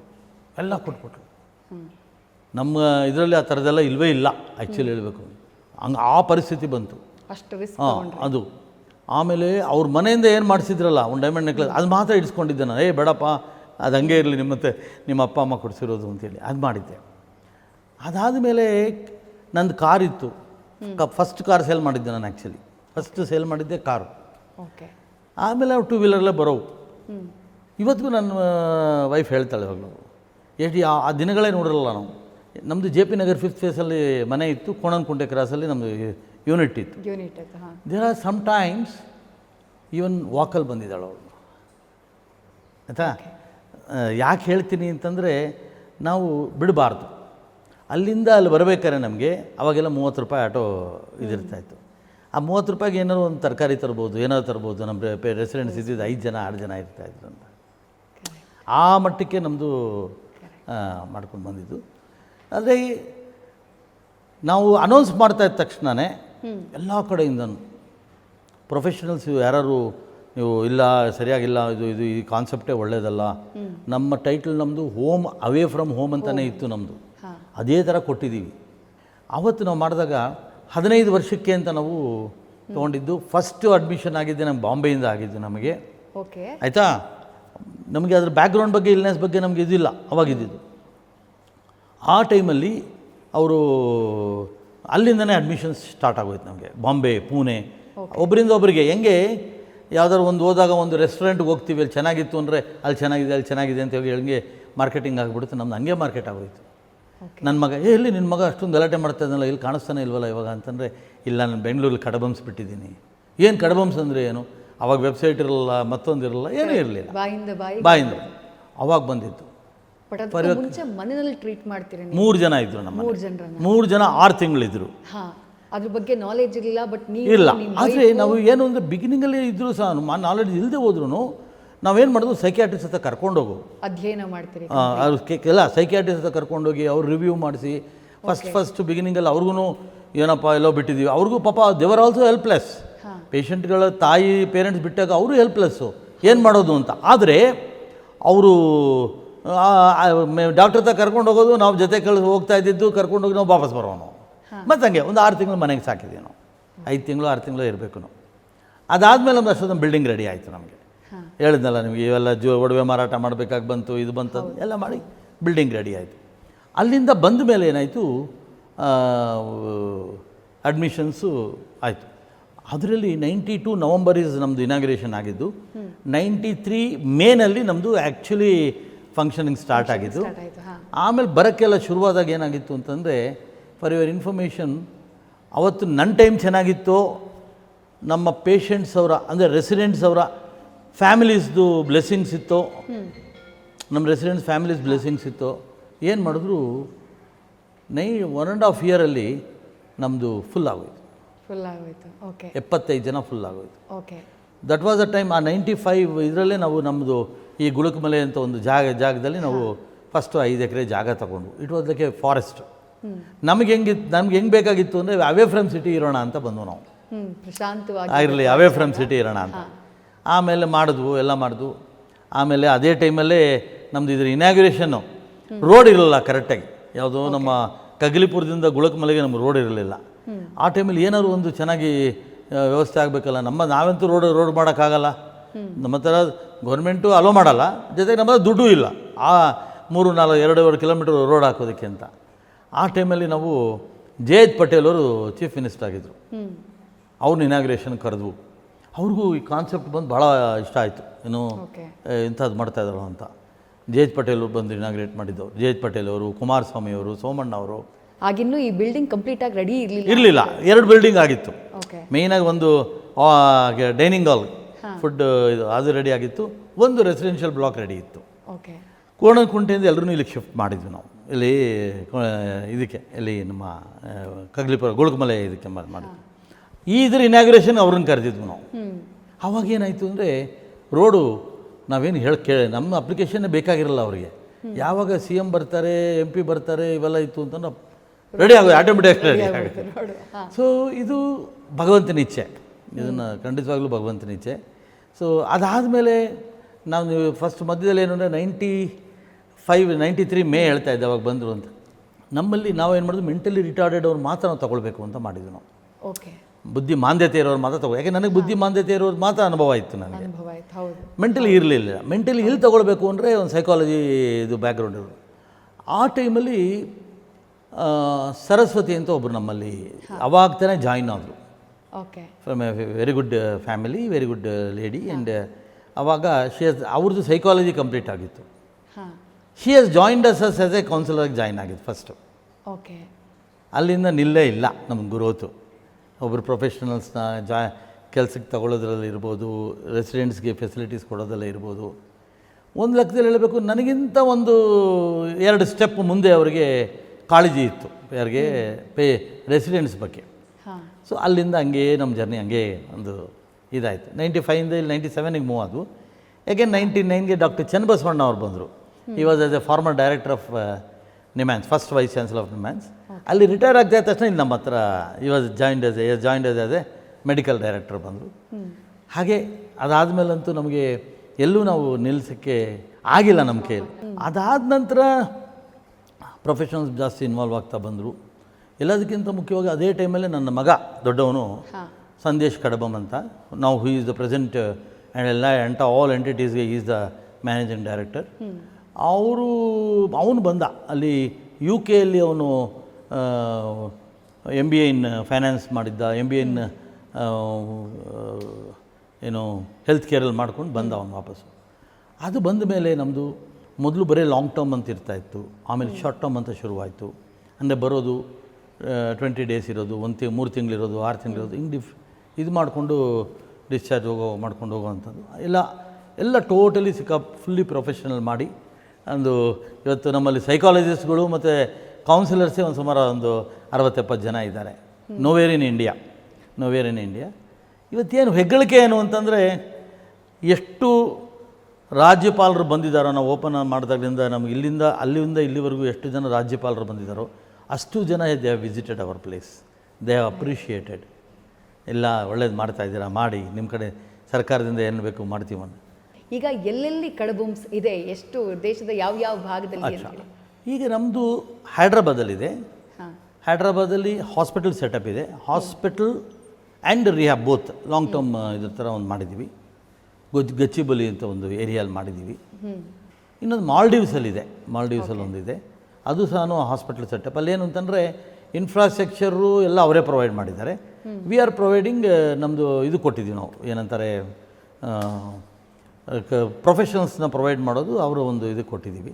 ದಟ್ಸ್ ಆಲ್ಸೋ ಒಳ್ಳೆ ಜನರಿಂದ ಒಳ್ಳೆ ಅಪ್ರಿಷಿಯೇಟ್ ಆಗಿದೆ. ಈಗ ಒಂದು 3 ಡೇಸ್ ಹಿಂದೆ ನಮ್ಮದು ಮೈಸೂರಲ್ಲಿ ಒಂದು hospital, psychiatry addiction and elderly care ಅಂತ ಒಂದು ಶುರು ಮಾಡಿದ್ವು ನಾವು. ನನ್ನ 2ನೇ ಮಗ ಬಂದು ಈಸ್ ಅ ಡಾಕ್ಟರ್, ರೇಡಿಯಾಲಜಿಸ್ಟ್. ನಮ್ಮ ಮೊದಲನೇ ಸೊಸೆ ಬಂದು ಶಿ ಈಸ್ ಅ ಸೈಕಾಲಜಿಸ್ಟು. 2ನೇ ಸೊಸೆ ಬಂದು ರೇಡಿಯಾಲಜಿಸ್ಟು. ನಮ್ಮ ಮೊದಲನೇ ಸೊಸೆ ಬಂದು ಇದನ್ನೆಲ್ಲ ಶುರು ಮಾಡಿ ಒಂದು ವಿಂಗ್ ತೊಗೊಂಡಿದ್ದಾಳೆ ಅವಳು. ಈ ಮಕ್ಕಳಿಗೆ ಇವಾಗ ಓದೋ ಟೈಮಲ್ಲಿ ಸ್ವಲ್ಪ ಎಫೆಕ್ಟ್ ಆಗುತ್ತೆ, ಸ್ಲೋ ಲರ್ನ್ ಇರ್ಬೋದು, ಹಠ ಇರ್ಬೋದು, ಮತ್ತು ಆ ಒಂದು ಸೆಕ್ಷನ್ನ ಶಿ ಈಸ್ ಮ್ಯಾನೇಜಿಂಗ್. ಬ್ಯಾಂಗ್ಳೂರಲ್ಲಿ ಒಂದು 7 ಸೆಂಟ್ರ್ ಇದೆ ಅದು, ವಿತ್ ಆಲ್ ಒಂದು 30 ಜನ ಸೈಕಾಲಜಿಸ್ಟ್ಗಳಿದ್ದಾರೆ. ಇನ್ನೊಂದು ಎಲ್ಡರ್ಲಿ ಇವರಿಗೆ ಕನ್ಸಲ್ಟೇಷನ್ ಇದ್ರ ಥರ ಮೈಂಡ್ ಟಾಕ್ ಅಂತ ಮಾಡಿದ್ದೀವಿ, ಅದು ಒಂದು 8 ಇದೆ. ಅದನ್ನು ನಮ್ಮ ನೇಹಾ ಅಂತ ಅಂದ್ಬಿಟ್ಟು she is psychologist by academic, ಇದು ಅವಳೇನೆ. ಚಿಕ್ಕ ಮಗ ಬಂದು is A radiologist, along with our doctor Pradeep ಅಂತ ಒಬ್ಬರು ಇದ್ದಾರೆ, ಈಸ್ ಎ ರೇಡಿಯಾಲಜಿಸ್ಟು, ಸೀನಿಯರ್ ರೇಡಿಯಾಲಜಿಸ್ಟು. ನಾವು ಅವರು ಸೇರಿ ನಾವು ಒಂದು ಡಯಾಗ್ನೋಸ್ಟಿಕ್ ಸೆಂಟ್ರ್ ಓಪನ್ ಮಾಡಿದ್ದೀವಿ. ಅದು ಬ್ಯಾಂಗ್ಳೂರಲ್ಲಿ ಒಂದು 5 ಕಡೆ ಮಾಡಿದ್ದೀವಿ, with all MRI, CT, lab ಎಲ್ಲ ಸೇರಿ ಮಾಡಿದ್ದೀವಿ. ಅದು ಸಹ appreciated by lots of professionals and ಯಾರ್ಯಾರು ಪ್ರೊಸೀಜರ್ಸ್ ತೊಗೊಂಡಿದ್ದಾರಲ್ಲ ಸಾಕಷ್ಟು ಇದನ್ನು ಮಾಡಿದ್ದಾರೆ. ಅದ್ರ ಜೊತೆಗೆ ಫಿಸಿಯೋತತ್ವ ಈಸ್ ಅಗೈನ್ ನಮ್ಮಲ್ಲೇ ಒಬ್ಬರು ಫಿಸಿಯೋಥೆರಪಿಸ್ಟ್ ಬರೋರು, ಡಾಕ್ಟರ್ ಅನೂಪ್ ಅಂತ ಬರೋರು. ಅವರು ಮತ್ತು ನನ್ನ ಮಗ ಇಬ್ಬರು they are all good friends. ಅದನ್ನು ಮಾಡಿ ಒಂದು ಆ್ಯಕ್ಟಿವಿಟಿ ಸ್ವಲ್ಪ ಅಡ್ವಾನ್ಸ್ಡ್ ಎಕ್ವಿಪ್ಮೆಂಟ್ಸ್ ಹಾಕಿ, ಅಡ್ವಾನ್ಸ್ಡ್ ಮಿಷನರೀಸು ಇದನ್ನೆಲ್ಲ ಹಾಕಿ ಒಳ್ಳೆ ಇದನ್ನು ಮಾಡಿದ್ವಿ. ಅದೊಂದು 35 ಸೆಂಟ್ರ್ ಇದೆ ಬ್ಯಾಂಗ್ಳೂರಲ್ಲಿ, 28 ಸೆಂಟರ್ಸ್ ಇದೆ. ಸೊ ಫುಲ್ ಫ್ಲೆಡ್ಜ್ ಒಂದು ಬರ್ತದೆ. ಇವಾಗ ನೆಕ್ಸ್ಟ್ ನಮ್ಮದು ನ್ಯೂರೋ ರಿಹ್ಯಾಬ್ ಅಂತ ಬರ್ತಾಯಿದೆ. ಅಂದರೆ ನಾರ್ಮಲಿ ನ್ಯೂರಾಲಜಿಕಲ್ ಇಶ್ಯೂಸ್ ಇದ್ದು ಮಾಡಿ ಅದು ಬರುತ್ತಲ್ಲ ಅಂಥ ಒಂದು ಅದೊಂದು ಮಾಡ್ತಾಯಿದ್ದೀವಿ. ಅದೊಂದು ದಟ್ ಈಸ್ ಆಲ್ಸೋ ಒನ್. ಇನ್ನೊಂದು ನಮ್ಮದು ಕೇರ್ ಬೈ ಕಡಬಮ್ಸ್ ಅಂತ. We provide caretakers, para professions, nurses ಇರ್ಬೋದು, ಡಿಪ್ಲೊಮಾ ಮಾಡಿದವರು ಇರ್ಬೋದು, ಅಂಥವ್ರನ್ನೆಲ್ಲ ಪ್ರೊವೈಡ್ ಮಾಡೋಕ್ಕೆ ಅದೊಂದು ಕಂಪ್ನಿ ಇದೆ. That is with along with ಇನ್ನೊಬ್ಬರು ಗೋಪಿ ಅಂತಿದ್ದಾರೆ, ಅವ್ರ ಜೊತೆ ಸೇರಿ ನಾವು ಮಾಡ್ತಾಯಿದ್ದೀವಿ. ಅದ್ರ ಜೊತೆಗೆ ವಿ ನೆಸ್ಟ್ ಅಂತ ಮತ್ತು ದಟ್ ಈಸ್ ನಿಮಗೆ ಇವತ್ತಿನ ದಿನ ತಮಗೆಲ್ಲ ಗೊತ್ತಿರೋ ಹಂಗೆ senior living concept has become very popular like European countries, western advance ಕಂಟ್ರೀಸಲ್ಲಿ ಇದ್ದಂಗೆ ಬಂದಿದೆ. ಸೊ ನಮ್ಮಲ್ಲಿ ಒಂದು ನಾವು ಶುರು ಮಾಡೋದು ಇಲ್ಲಿ ಕಡಬಮ್ಸ್ ವಿ ನೆಸ್ಟ್ ಅಂದ್ಬಿಟ್ಟು ಸೀನಿಯರ್ ಕೇರ್ ಅಂದ್ಬಿಟ್ಟು ನಾವು ಮಾಡೋದು ಒಂದು ಅಪಾರ್ಟ್ಮೆಂಟ್ಸ್. ಅದು 142 ಅಪಾರ್ಟ್ಮೆಂಟ್ಸ್ ಇದೆ. ಒಂದು ವೆರಿ ಫ್ಯೂ, ಮೇ ಬಿ 100 ಇದೆ, ಅದರಲ್ಲಿ 10 ಮಾತ್ರ ಫಾಸ್ಟಾಗಿ ಬುಕ್ ಆಗುತ್ತೆ. ಅಂದರೆ may be they are background of ಅಷ್ಟು ವರ್ಷದ್ದು ಹಿಸ್ಟ್ರಿ ಇದೆಲ್ಲ ಸೇರಿಕೊಂಡು ಇದು ಬರುತ್ತೆ ಅವ್ರದ್ದು. ನಾವು ವಿತಿನ್ ಕಂಪ್ಲೀಷನ್ ಆಗಿ 1 ಇಯರ್ಗೆ ನಾವು 80% of our property as sold. ಅಂದರೆ ಅದನ್ನು ಸೇಲ್ ಮಾಡೋ ಥರ ಸೇಲ್ ಮಾಡಾದಮೇಲೆ ಅವ್ರು ಬೇಕಾದ್ರೆ ಅವ್ರಿಗೆ ಸರ್ವೀಸು ಹೆಲ್ತ್ ಇರ್ಬೋದು, ಫುಡ್ ಇರ್ಬೋದು, ಕೇರಿಂಗ್ ಇರ್ಬೋದು, ಆ್ಯಕ್ಟಿವಿಟೀಸ್ ಇರ್ಬೋದು, ಏನೇ ಇರ್ಬೋದು, ಎಲ್ಲ we provide. Very nice. It is ಒಂದು ಕಡವಂಸ್ ಅನ್ನೋದು ಒಂದು ದೊಡ್ಡ ಅಂಬ್ರೆಲ್ಲಾ ಥರ, ಅದರ ಕೆಳಭಾಗದಲ್ಲಿ ಸಿಕ್ಕಾಪಟ್ಟೆ ಜನ ಹೆಲ್ತ್ ಪ್ರಯೋಜನವನ್ನು ಪಡೆಯುತ್ತಿದ್ದಾರೆ. ಎಷ್ಟು ಜನರಿಗೆ ಪ್ರತಿ ವರ್ಷ ಟ್ರೀಟ್ಮೆಂಟ್ ಆಗುತ್ತೆ, ಎಷ್ಟು ಜನ ಹೊರಗಡೆ ಹೋಗ್ತಾರೆ, ಜೊತೆಗೆ ಎಷ್ಟು ಜನರಿಗೆ ಉದ್ಯೋಗ ಕೊಟ್ಟಿದ್ದೀರಿ ಸರ್? ಉದ್ಯೋಗ ಟೋಟಲ್ ಗ್ರೂಪಲ್ಲಿ ಡಿಫ್ರೆಂಟ್ ಎಂಟಿಟೀಸಲ್ಲಿ ಒಂದು 2,000 ಜನಕ್ಕಿದೆ. ಓಕೆ. ನಮ್ಮ ಮಾನಸಿಕ ಒಂದು ಇದರಲ್ಲಿ ರಫ್ಲಿ ಅಬೌಟ್ 300, 250-300 ಜನ ಇದ್ದಾರೆ. ಓಕೆ. ಆ್ಯಂಡ್ ಎಷ್ಟು ಜನ ಹೋಗ್ತಾರೆ ಅನ್ನೋದನ್ನು ಇಲ್ಲಿವರೆಗೂ ಲಕ್ಷಗಟ್ಟಲೆ ಜನ ಹೋಗಿದ್ದಾರೆ. ಲಕ್ಷಗಟ್ಟಲೆ ಜನ ಹೋಗಿದ್ದಾರೆ. ಯಾವುದಾದ್ರು ಒಂದು ಕೇಸ್ ಇದೆಯಾ ಇಲ್ಲಿಂದ ಟ್ರೀಟ್ಮೆಂಟ್ ಪಡ್ಕೊಂಡು ಹೋದವರು ಜೀವನದಲ್ಲಿ ತುಂಬ ದೊಡ್ಡ ಎತ್ತರಕ್ಕೆ ಏರಿದವರು ಅಥವಾ ಸಕ್ಸಸ್ ಆದವರು? ಎಸ್, ತುಂಬ ಇದ್ದಾರೆ. ಸಾವಿರಾರು ಜನ ಇದ್ದಾರೆ. ಸಾವಿರಾರು ಜನ ಇದೆ. ಈಗ ಡೈರೆಕ್ಟ್ ಇದು ನನಗೆ ಜೊತೆಗೇನು ಇಲ್ಲದೆ ಇರ್ಬೋದು, ಸಾವಿರಾರು ಜನ ಇದ್ದಾರೆ. ಒಂದು ನಮ್ಮ ಮನೆ ಕಟ್ಟಬೇಕಾದ್ರೆ ಒಂದು ಮಾರ್ಬಲ್ ತರಕ್ಕೆ ಅಂತ ನನ್ನ ಮಗ ರಾಜಸ್ಥಾನ್ಗೆ ಹೋಗಿದ್ರು. ಅಲ್ಲಿ ಹೋಗಬೇಕಾದ್ರೆ ಅಲ್ಲಿ ಭಾಳ ಒಂಥರ ದೊಡ್ಡ ಇದು ನಮ್ಮ ಆರ್ಕಿಟೆಕ್ಟ್ ಮುಖಾಂತರ ಹೋಗಿದ್ರು. ಸಿಕ್ಕಾಪಟ್ಟೆ ದೊಡ್ಡ ಕಂಪನಿ. ಅವರು ವೆಯ್ಟ್ ಮಾಡಿಸಿದ್ರು, ಕೂತ್ಕೊಂಡಿದ್ರು, ಎಲ್ಲ ಆಯಿತು. ನನ್ನ ಮಗ ಏನಾಯಿತು, ಆ ಡಿಸ್ಕೌಂಟ್ ಏನೋ ಕೇಳ್ತಾರೆ, ಎಷ್ಟೋ ತೊಗೊಳ್ತವನೋ ಏನೋ ಡಿಸ್ಕೌಂಟ್ ಕೊಡ್ತಾರೆ, ಕೇಳಬೇಕು ಅಂತಿದೆ. ಇಲ್ಲ ಅಂದರೆ ಇವನು ಕಾರ್ಡ್ ಕೊಟ್ಟ. ಯಾರು ಅವರ ಕಂಪ್ನಿ ಓನರ್ ಕೊಡಿ. ಇವನು ಕೂತ್ಕೊಂಡಿದ್ದ. ಹೊರಗಡೆ ಹೋದಾಗ ಆ ಕಾರ್ಡ್ ನೋಡಿದಂತೆ. ನೋಡ್ಬಿಟ್ಟು ವಿಲ್ ನಾಟ್ ಬಿಲೀವ್, ನಮಗೆ ಆಶ್ಚರ್ಯ ಆಗೋಯ್ತು. ನನ್ನ ಮಗ ಬಂದು ಹೇಳಿದಾಗ ಒಳಗಡೆಯಿಂದ ಸೀದಾ ಬಂದ್ರಂತೆ. ಯಾರು? ದಟ್ ಓನರು, ಡೈರೆಕ್ಟಾಗಿ ಓನರೇ ಎದ್ದು ಬಂದ್ರಂತೆ. ಓಕೆ. ಆಪ್ ಸಂದೇಶ್ ಜಿ ಐ ಅಂತ ಕೇಳೋರಂತೆ. ಹಾಂ ಅಂತ ಅನ್ನಂತೆ. 2 ಕೈಗಳು ನಮಸ್ಕಾರ ಮಾಡೋದಂತೆ. ನಮಸ್ಕಾರ ಮಾಡಿ ಆಯಿ ಅಂತ ಅನ್ನಂತೆ. ಇವನು ಗೊತ್ತಿಲ್ಲ, ಅವ್ರು ಓನರು ಅಂತ ಗೊತ್ತಿಲ್ಲ. ಯಾಕಂದರೆ ಇದು ವೆರಿ ಬಿಗ್ ಕಂಪನಿ, ದೊಡ್ಡ ಇದು. ಅಲ್ಲಿ ಹೋಗಿದ ತಕ್ಷಣ ಅವ್ರು ಹೇಳದಂತೆ, ಈ ಥರ ನನ್ನ ಮಗ ನಿಮ್ಮಲ್ಲೇ ಟ್ರೀಟ್ಮೆಂಟು ತಗೊಂಡು ಚೆನ್ನಾಗಾಗಿ ಬಂದ. ಅವನು ಯಾರು ಅಂತಲೂ ಕೇಳಿಲ್ವಂತೆ. ನನ್ನ ಮಗ ಯಾರು ಅಂತಲೂ ಕೇಳಕ್ಕೆ ಹೋಗಿಲ್ವಂತೆ. ಈಗ ಇಟಲಿಯಲ್ಲಿ ಯೂನಿಟ್ನ ಅವನೇ ನೋಡ್ಕೊಳ್ತಾ ಇದ್ದಾರೆ ಅಂತ ಹೇಳಿ. ಆಮೇಲೆ ಕೇಳಬೇಕಾ ಹೆಸರು ಬೇಡ ಅಂತಲೂ ಇತ್ತಂತೆ ಇವನಿಗೆ. ಗೊತ್ತಿತ್ತು ಇವನಿಗೆ ಮಾರ್ಬಲ್. ನಮ್ಮಲ್ಲಿ ಒಂದು ಕಾನ್ಫಿಡೆನ್ಷಿಯಲ್ ಮೇಂಟೈನ್ ಮಾಡ್ತೀವಿ ನಾವು, ಹೊರಗಡೆ ಯಾರಿಗೂ ಇದು ಮಾಡೋದು. ಅದಕ್ಕೆ ಠೀಕ್ ಹೇ ಹಮ್ ಲೋಗ್ ತೋ ನಾಮ್ ತೋ ಕಿಸಿಕೋ ನೈ ಬೋಲ್ತಾ, ಹಿಂಗೆ ಹೇಳಿದ್ದಾನೆ. ಅವಾಗ ಅವರೇ ಹೇಳೋದಂತೆ ಇಂಥವ್ರ ಹಾಯ್ ಹವಿಜಿ ನಾವು ಅಂತ. ಅದ್ರ ಸ್ಯಾಟಿಸ್ಫ್ಯಾಕ್ಷನ್ ಇನ್ನೇನು ಬೇಕು? ಒಳಗಡೆ ಅವನು 2%, 5%, 10% ಡಿಸ್ಕೌಂಟ್ ಕೇಳಕ್ಕೆ ಹೋದವನು ಕೇಳಿಲ್ವಂತೆ. ಇದಕ್ಕಿಂತ ಸಾರ್ಥಕತೆ ಇನ್ನೇನಕ್ಕೆ ಬೇಕು ನಮಗೆ? ಇದಕ್ಕಿಂತ ಬೇಕಾ? ಕೇಳಿಲ್ವಂತೆ, ಡಿಸ್ಕೌಂಟೇ ಕೇಳಿಲ್ವಂತೆ. ಟೆಂಪಲ್ ಬನಿಯನಿಂದ ಶುರುವಾಗುತ್ತೆ ನಿಮ್ಮ ಜರ್ನಿ. ಆಗ 150 ರೂಪಾಯಿ ಸಂಬಳ ಇತ್ತು. ಕರೆಕ್ಟ್. ಇವತ್ತು ಇಷ್ಟು ದೊಡ್ಡ ಸಾಮ್ರಾಜ್ಯ ಸರ್, ಎಷ್ಟು ಸಾರ್ಥಕ ಅನಿಸುತ್ತೆ ಬದುಕು. ಖಂಡಿತವಾಗ್ಲು ಭಾಳ ಸ್ಯಾಟಿಸ್ಫ್ಯಾಕ್ಷನ್. ಎಲ್ಲಿ ಸ್ಯಾಟಿಸ್ಫ್ಯಾಕ್ಷನ್ ಅಂತಂದರೆ, ಎಷ್ಟೋ ಸಲ ನಮ್ಮ ವೈಫ್ ಹತ್ರ ಇರ್ಬೋದು, ಸರಸ್ವತಿ ಅವ್ರ ಹತ್ರ ನಾವೆಲ್ಲ ಮಾತಾಡ್ತಾ ಇರ್ತೀವಿ. ಏನು ಮಾತಾಡ್ತೀವಿ ಅಂದರೆ, ಏನಪ್ಪ ಏನೋ ಯಾರು ನೆಕ್ಸ್ಟ್ ಯಾರು ಬರ್ತಾರೆ, ನೀವು ಇನ್ಯಾರು ನೋಡ್ಕೊಳ್ಳೋರು ಇಲ್ಲದೆ ಹೋದರೆ ಹೆಂಗಾಗುತ್ತೆ ಅನ್ನೋ ಥರ ಒಂದು ಇರ್ತಾಯಿತ್ತು. ಆದರೆ ಯಾವಾಗ ನನ್ನ ಮಗ ಬಂದನೋ, ದೊಡ್ಡವನು ಬಂದನೋ, when he took over this ಜವಾಬ್ದಾರಿ ಇದೆಲ್ಲ ತಗೊಂಡು, ಆವಾಗ ನಮ್ಗೆ ಭಾಳ ತೃಪ್ತಿ ಆಯಿತು. ಸಂತೃಪ್ತಿ, ಭಾಳ ತೃಪ್ತಿ ಆಯಿತು. ಮನೆಯಲ್ಲಿ ಒಬ್ಬರು ಯಾರಾದರೂ ಆ ಥರದವ್ರು ಇದ್ರೇ ನೋಡ್ಕೊಳ್ಳೋದು ಕಷ್ಟ. ಅಂಥದ್ರಲ್ಲಿ ಇಲ್ಲಿ ಪ್ರತಿನಿತ್ಯ ಸಾವಿರಾರು ಜನರ ಜೊತೆ ಒಡನಾಟ. 3 ದಶಕದ ಹಿಂದೆ ನೀವು ಶುರು ಮಾಡಿದಾಗ ನಿಮ್ಮ ಡೈರೆಕ್ಟ್ ಇನ್ವಾಲ್ವ್ಮೆಂಟ್ ಇರ್ತಾ ಇತ್ತು. ಅವ್ರ ಜೊತೆ ಮಾತನಾಡ್ತಾ ಇದ್ರಿ, ಅವ್ರ ಕುಟುಂಬಸ್ಥರ ಜೊತೆ ಮಾತನಾಡ್ತಾ ಇದ್ರಿ. ಬಟ್ ಇವತ್ತಿಗೂ ಬದಲಾಗದೆ ಇರೋದು ಏನು ಅಂದರೆ, ನಾನು ತಿಳ್ಕೊಂಡಿರೋ ಹಾಗೆ ಮಧ್ಯಾಹ್ನದ ಹೊತ್ತು ಇಲ್ಲಿಗೆ ಬರ್ತೀರಿ, ಅವ್ರ ಜೊತೆನೇ ಊಟ ಮಾಡ್ತೀರಿ. ಎಷ್ಟು ಖುಷಿ ಕೊಡುತ್ತೆ ಅದು. ಬೆಳಗ್ಗೆ ನಾನು ಮಾರ್ನಿಂಗ್ 8:30ಗೆ ಬರ್ತೀನಿ, 8:00ವರೆಗೆ ಬರ್ತೀವಿ. ಮನೆಯಲ್ಲಿ ಬ್ರೇಕ್ಫಾಸ್ಟ್ ಮಾಡ್ಕೊಳ್ತೀನಿ. ಇಲ್ಲಿ 8:00ವರೆಗೆ ಬರ್ತೀವಿ. 12:00ವರೆಗೆ ಅವ್ರದ್ದು ಊಟ ಆದಮೇಲೆ, ಅಥವಾ ಕೆಲವು ಸಲ 12 ಗಂಟೆಗೆ ನಾನು ಊಟ ಇಲ್ಲಿ ಮಾಡಿಕೊಂಡೇ ನಾನು ಮನೆಗೆ ಹೋಗೋದು. ಇಲ್ಲಿ ರೆಸಿಡೆಂಟ್ಸ್ ಏನು ಊಟ ಮಾಡ್ತಾರೆ ಸೇಮ್ ಅದೇ. ಅಂದರೆ ಏನಕ್ಕೆ ನಾನು ಹೇಳ್ತೀನಿ ಅಂತಂದರೆ, ಈಗ ನಮಗೂ ಐ ಆಮ್ ಆಲ್ಸೋ ಇವಾಗ 68, 68 ವರ್ಷ ನನಗೆ. ಡಾಕ್ಟರ್ ರಮೇಶ್ ಕಡವಂಸ್ ಅವರ ಜರ್ನಿಯ ಬಗ್ಗೆ ಮಾತನಾಡಿದಾಗ ಇಬ್ಬರು ಮಹಿಳೆಯರ ಬಗ್ಗೆ ಮಾತನಾಡಬೇಕು. ನೀವು ಆಗಲೇ ಉಲ್ಲೇಖ ಮಾಡಿದ್ರೆ ಕೂಡ ಅವರ ಹೆಸರುಗಳನ್ನ. ಅದರಲ್ಲಿ ಮೊದಲನೆಯವರಾಗಿ ನಿಮ್ಮ ಪತ್ನಿ ಸುಧಾ ಅವರು ಪಟ್ಟಂತಹ ಶ್ರಮ, ಅವ್ರು ನಿಮ್ಮ ಜೊತೆಗೆ ನಿಂತಹ ರೀತಿ, ಏನು ಹೇಳಕ್ಕೆ ಬಯಸ್ತೀರಿ ಅವರು ನಿಮಗೆ ಕೊಟ್ಟಂಥ ಶಕ್ತಿಗೆ? ಎಷ್ಟೋ ಜನ ಕೇಳಿದ್ದಾರೆ ಅವಳಿಗೆ, ಏನಂತ, ಏನಮ್ಮ ಹಾಕ್ಕೊಳ್ಳೋ ಒಂದು ಇದು ಇರೋದನ್ನು ತೆಗೆದು ಕೊಟ್ಬಿಟ್ಟಿದ್ದಾನೆ, ನಿಜ, ತಾಳಿ ಒಂದು ಬಿಟ್ಟು ಎಲ್ಲ ಕೊಟ್ಬಿಟ್ಟಿದ್ದಾರೆ, ಏನಮ್ಮ ಅವನ ಹತ್ರ ಬಿಟ್ಟು ಬಾಮ್ಮ ನೀನು ಅಂತ ಹೇಳಿದವರು ಇದ್ದಾರೆ. ಅವ್ರಿಗೆ ಬಿಟ್ಟು ಬಂದ್ಬಿಡು ಅವನ್ನ, ಇಲ್ದರೆ ನಿನ್ನೂ ಮಾರಾಟ ಮಾಡ್ಕೊಂಡ್ಬಿಡ್ತಾನೆ. ಆ ಮಾತು ಹೇಳಿದವರು ಇದ್ದಾರೆ ಅವ್ರ ಸ್ವಂತ ರಿಲೇಷನ್ಸಲ್ಲಿ, ಅವ್ರ ಸ್ವಂತ. ಆ್ಯಂಡ್ ಅದೊಂದೇ ಅಲ್ಲ, ಅದು ಬಿಡಿ, ಅದು ಒಂದು ಇನ್ಸಿಡೆಂಟ್. ಅದಾದಮೇಲೆ ಹೆಜ್ಜೆ ಹೆಜ್ಜೆಗೂ ಸ್ವಲ್ಪ ನಾನು ಲಿಟಲ್ ಎಮೋಷ್ನಲ್. ಅಂದರೆ ನಮ್ಮನೆ ಸಿಸ್ಟರ್ಸ್ ಇರ್ಬೋದು, ನಮ್ಮ ಇವರು ಸ್ವಲ್ಪ ಜಾಸ್ತಿ ನಾನು ಅಟ್ಯಾಚ್ ಜಾಸ್ತಿ. ಅವ್ರಗಳ ಜೊತೆನೂ ನಮ್ಮ ತಾಯಿ ಜೊತೆ ಕೇರಿಂಗ್ ಇರ್ಬೋದು, ಮತ್ತೊಂದಿರ್ಬೋದು, ಎಲ್ಲರನ್ನೂ ಅಡ್ಜಸ್ಟ್ ಮಾಡಿಕೊಂಡು ಬೆಳಗ್ಗೆ ಅಡುಗೆ ಮಾಡಿ, ಇವಾಗೆಲ್ಲ ಅಡುಗೆಯವರು ಅವರು ಇವರೆಲ್ಲರೂ ಇದ್ದಾರೆ ನನಗೆ. ಆ ಟೈಮಲ್ಲಿ ಬಿಗಿನಿಂಗಲ್ಲಿ ಎಲ್ಲ ಮ್ಯಾನೇಜ್ ಮಾಡ್ತಾ ಇದ್ದಿದ್ದು ನಾಟ್ ಪೇಷಂಟ್ಸ್ಗೂ ಅಡುಗೆ ಮಾಡಿ ಹಾಕ್ತಾ ಪೇಷಂಟ್ಸ್ ಫಸ್ಟ್ 5 ತಿಂಗಳಲ್ಲಿ. ಸೊ ಬಿಡಿ, ಅದು ಯಾರ ಕೈಲೂ ಆಗಲ್ಲ ಅಂತಲೇ ಹೇಳ್ತೀನಿ. ಅವ್ರು ಬಿಟ್ಟರೆ ಏಗೇನು ನಾನು ಹೇಳ್ದಂಗೆ ಸರಸ್ವತಿ, ಶೀಸ್ ಆ ಜರ್ನಿನ ನನಗೆ ಕುತೂಹಲ ಮೂಡಿಸೋದು. 3 ದಶಕಗಳ ಕಾಲ ನಿಮ್ಮ ಜೊತೆಗೆ ನಿಲ್ತಾರೆ, ಈ ಸಂಸ್ಥೆ ಜೊತೆಗೆ ನಿಲ್ತಾರೆ, ನೀವೆಷ್ಟು ಶ್ರಮ ಹಾಕ್ತಿರೋ ಅಷ್ಟೇ ಶ್ರಮ ಹಾಕ್ತಾರೆ ಅಂದರೆ ಅದು ಹೋಲ್ಡ್ ಮಾಡಿಟ್ಟಂತಹ ಶಕ್ತಿ ಏನು ಅಂತ ಹೇಳಿ ಸರ್. ಇಲ್ಲ, ಅದು ಮೇ ಬಿ ನನ್ನಿಂದ ಅವರೇನೋ ಹೋಲ್ಡ್ ಮಾಡಿದ್ದಾರೆ ಅಂತ ನಾನು ಅಂದ್ಕೊಳ್ಳಲ್ಲ. Her background is psychology 1. Second is she is more ಇದು ಒಂದು ಪೇಷಂಟ್ಸು ಮತ್ತು ಸಫರಿಂಗು, ಅವ್ರನ್ನ ಯಾವ ಥರ ಬಂದವ್ರನ್ನ ಯಾವ ಥರ ನಾವು ಇದು ಮಾಡಿ ನಾವು ಕಳಿಸ್ಬೇಕು ಅವ್ರನ್ನ, ಆ ಒಂದು ಅವ್ರಿಗೆ ಭಾಳ ಡೆಡಿಕೇಶನ್. ಅವ್ರ ಬಗ್ಗೆ ಹೇಳಬೇಕು ಅಂತಂದರೆ ಅವರು 93 ಸಮ್ವೇರ್ 93 ಮಿಡ್ ಆಫ್ 93 94 ಅವ್ರು ಜಾಯ್ನ್ ಆದರು.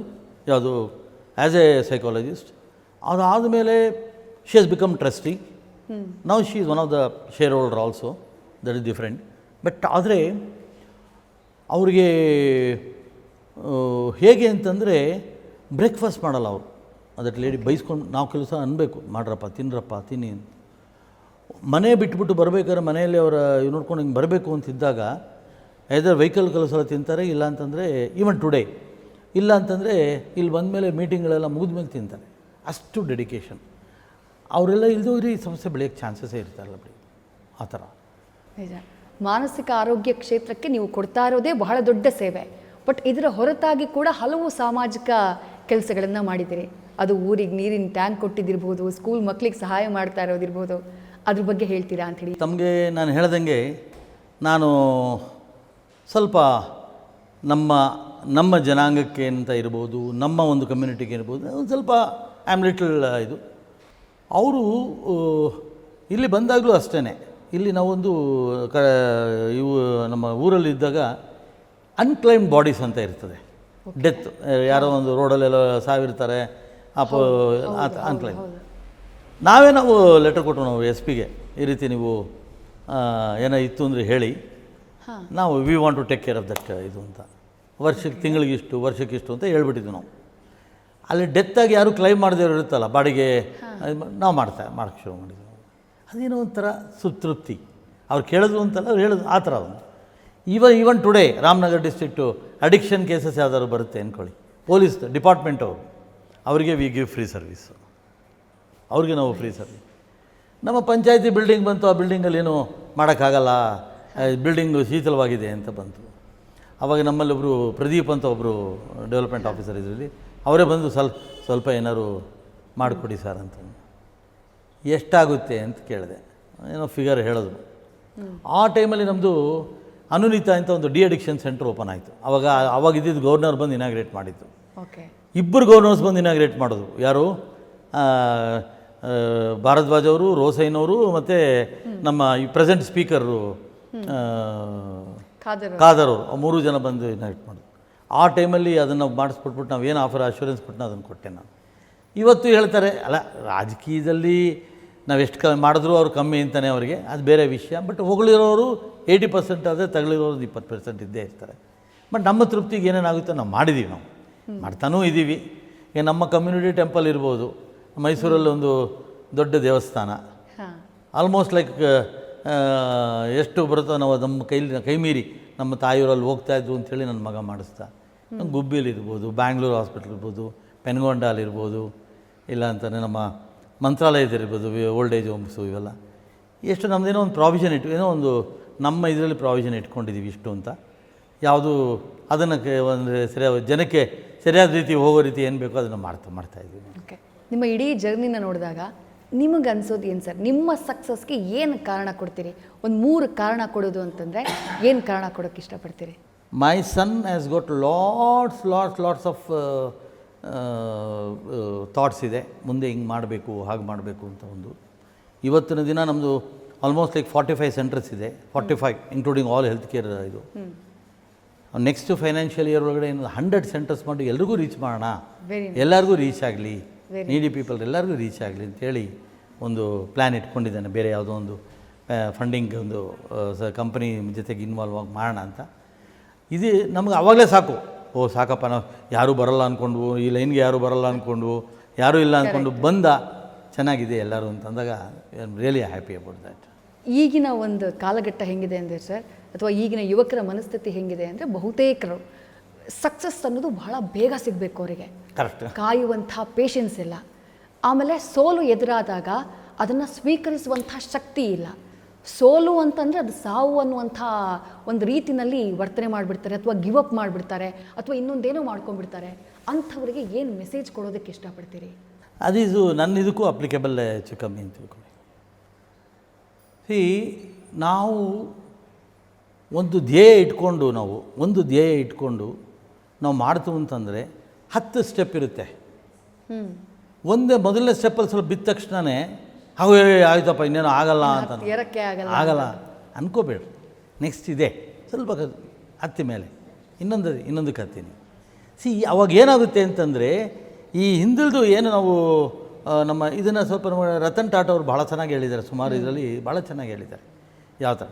ನಿಮಗೆ ಒಂದು ಬಿದ್ದಾಗ ನಾವು ಏನಕ್ಕೆ ಬಿದ್ದೆ ಅಂತ ನಾವು ಅರ್ಥ ಮಾಡ್ಕೋಬೇಕು ಹೊರತು ಆಗಲ್ಲ ಅಂತ ಇನ್ನೊಂದು ಹತ್ತಕ್ಕಾಗಲ್ಲ ಅಂತ ಅನ್ಕೋಬಾರ್ದು. ಕರೆಕ್ಟ್.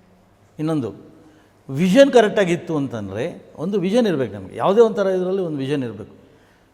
ಫಸ್ಟ್ ವಿಷನ್ ಹಾಕ್ಕೊಂಡೇ ಇರ್ತೀವಿ ನಾವು, ಏನು ಮಾಡಬೇಕು ಏನು ಅಂತಂದು ಹಾಕ್ಕೊಂಡಿರ್ತೀವಿ, ಅದು ಮುಟ್ಟಕ್ಕೆ ಪ್ರಯತ್ನ ಹೋಗೋಣ. ಅದಕ್ಕೆ ಲೆಗೆಸಿ ಆಫ್ ಮೈಸೂರು ಅಂತ ಹೇಳ್ಬಿಟ್ಟು ನಾನು ಕರೆದಿದ್ರು.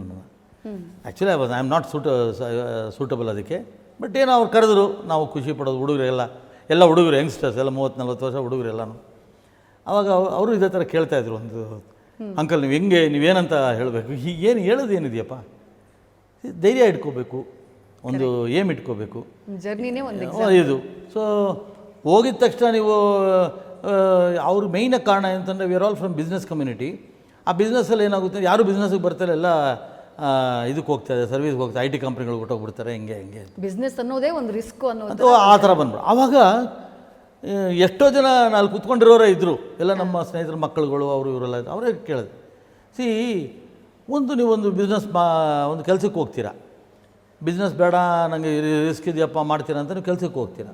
ಹೋಗೋವಾಗ ಇಂಥ ಬೇರೆಯವ್ರ ಎಕ್ಸಾಂಪಲ್ ಕೊಟ್ಟು ನಾವು 6 ತಿಂಗಳು 1 ತಿಂಗಳು ಇಷ್ಟು ತೊಗೊಳ್ತಾಯಿದ್ರು, 10,000 ರೂಪಾಯಿ ತೊಗೊಳ್ತಾಯಿದ್ರು, ನಾನು ಅಂಗಡಿಯಲ್ಲಿ 1 ಲಕ್ಷ ದುಡಿತಾ ಇದ್ದೆ ಅಂತ ಬರುತ್ತಲ್ಲ. ಆ ಒಂದು ಹತ್ತನ್ನು ಯಾಕೆ ಮಾಡಬಾರ್ದು ಅಂತ ಯೋಚನೆ ಮಾಡಬೇಕು ಹೊರತು, 10ಕ್ಕೆ ಒಂದೇ ಬರುತ್ತಲ್ಲ ಇನ್ನೇನಕ್ಕೆ ಬೇಕು ಅಂತ ಯೋಚನೆ ಮಾಡಬೇಡಿ ಅನ್ನೋದನ್ನು ಒಂದು ಎಕ್ಸಾಂಪಲ್ಲು. ಇದರಲ್ಲಿ ಈಗಿನ ಯಂಗ್ಸ್ಟರ್ಸ್ಗೆ ನಾವು ಅಡ್ವೈಸ್ ಮಾಡುವಂಥದ್ದು ಖಂಡಿತವಾಗ್ಲೂ ತೊಗೊಳ್ಳಲ್ಲ ಅವರು.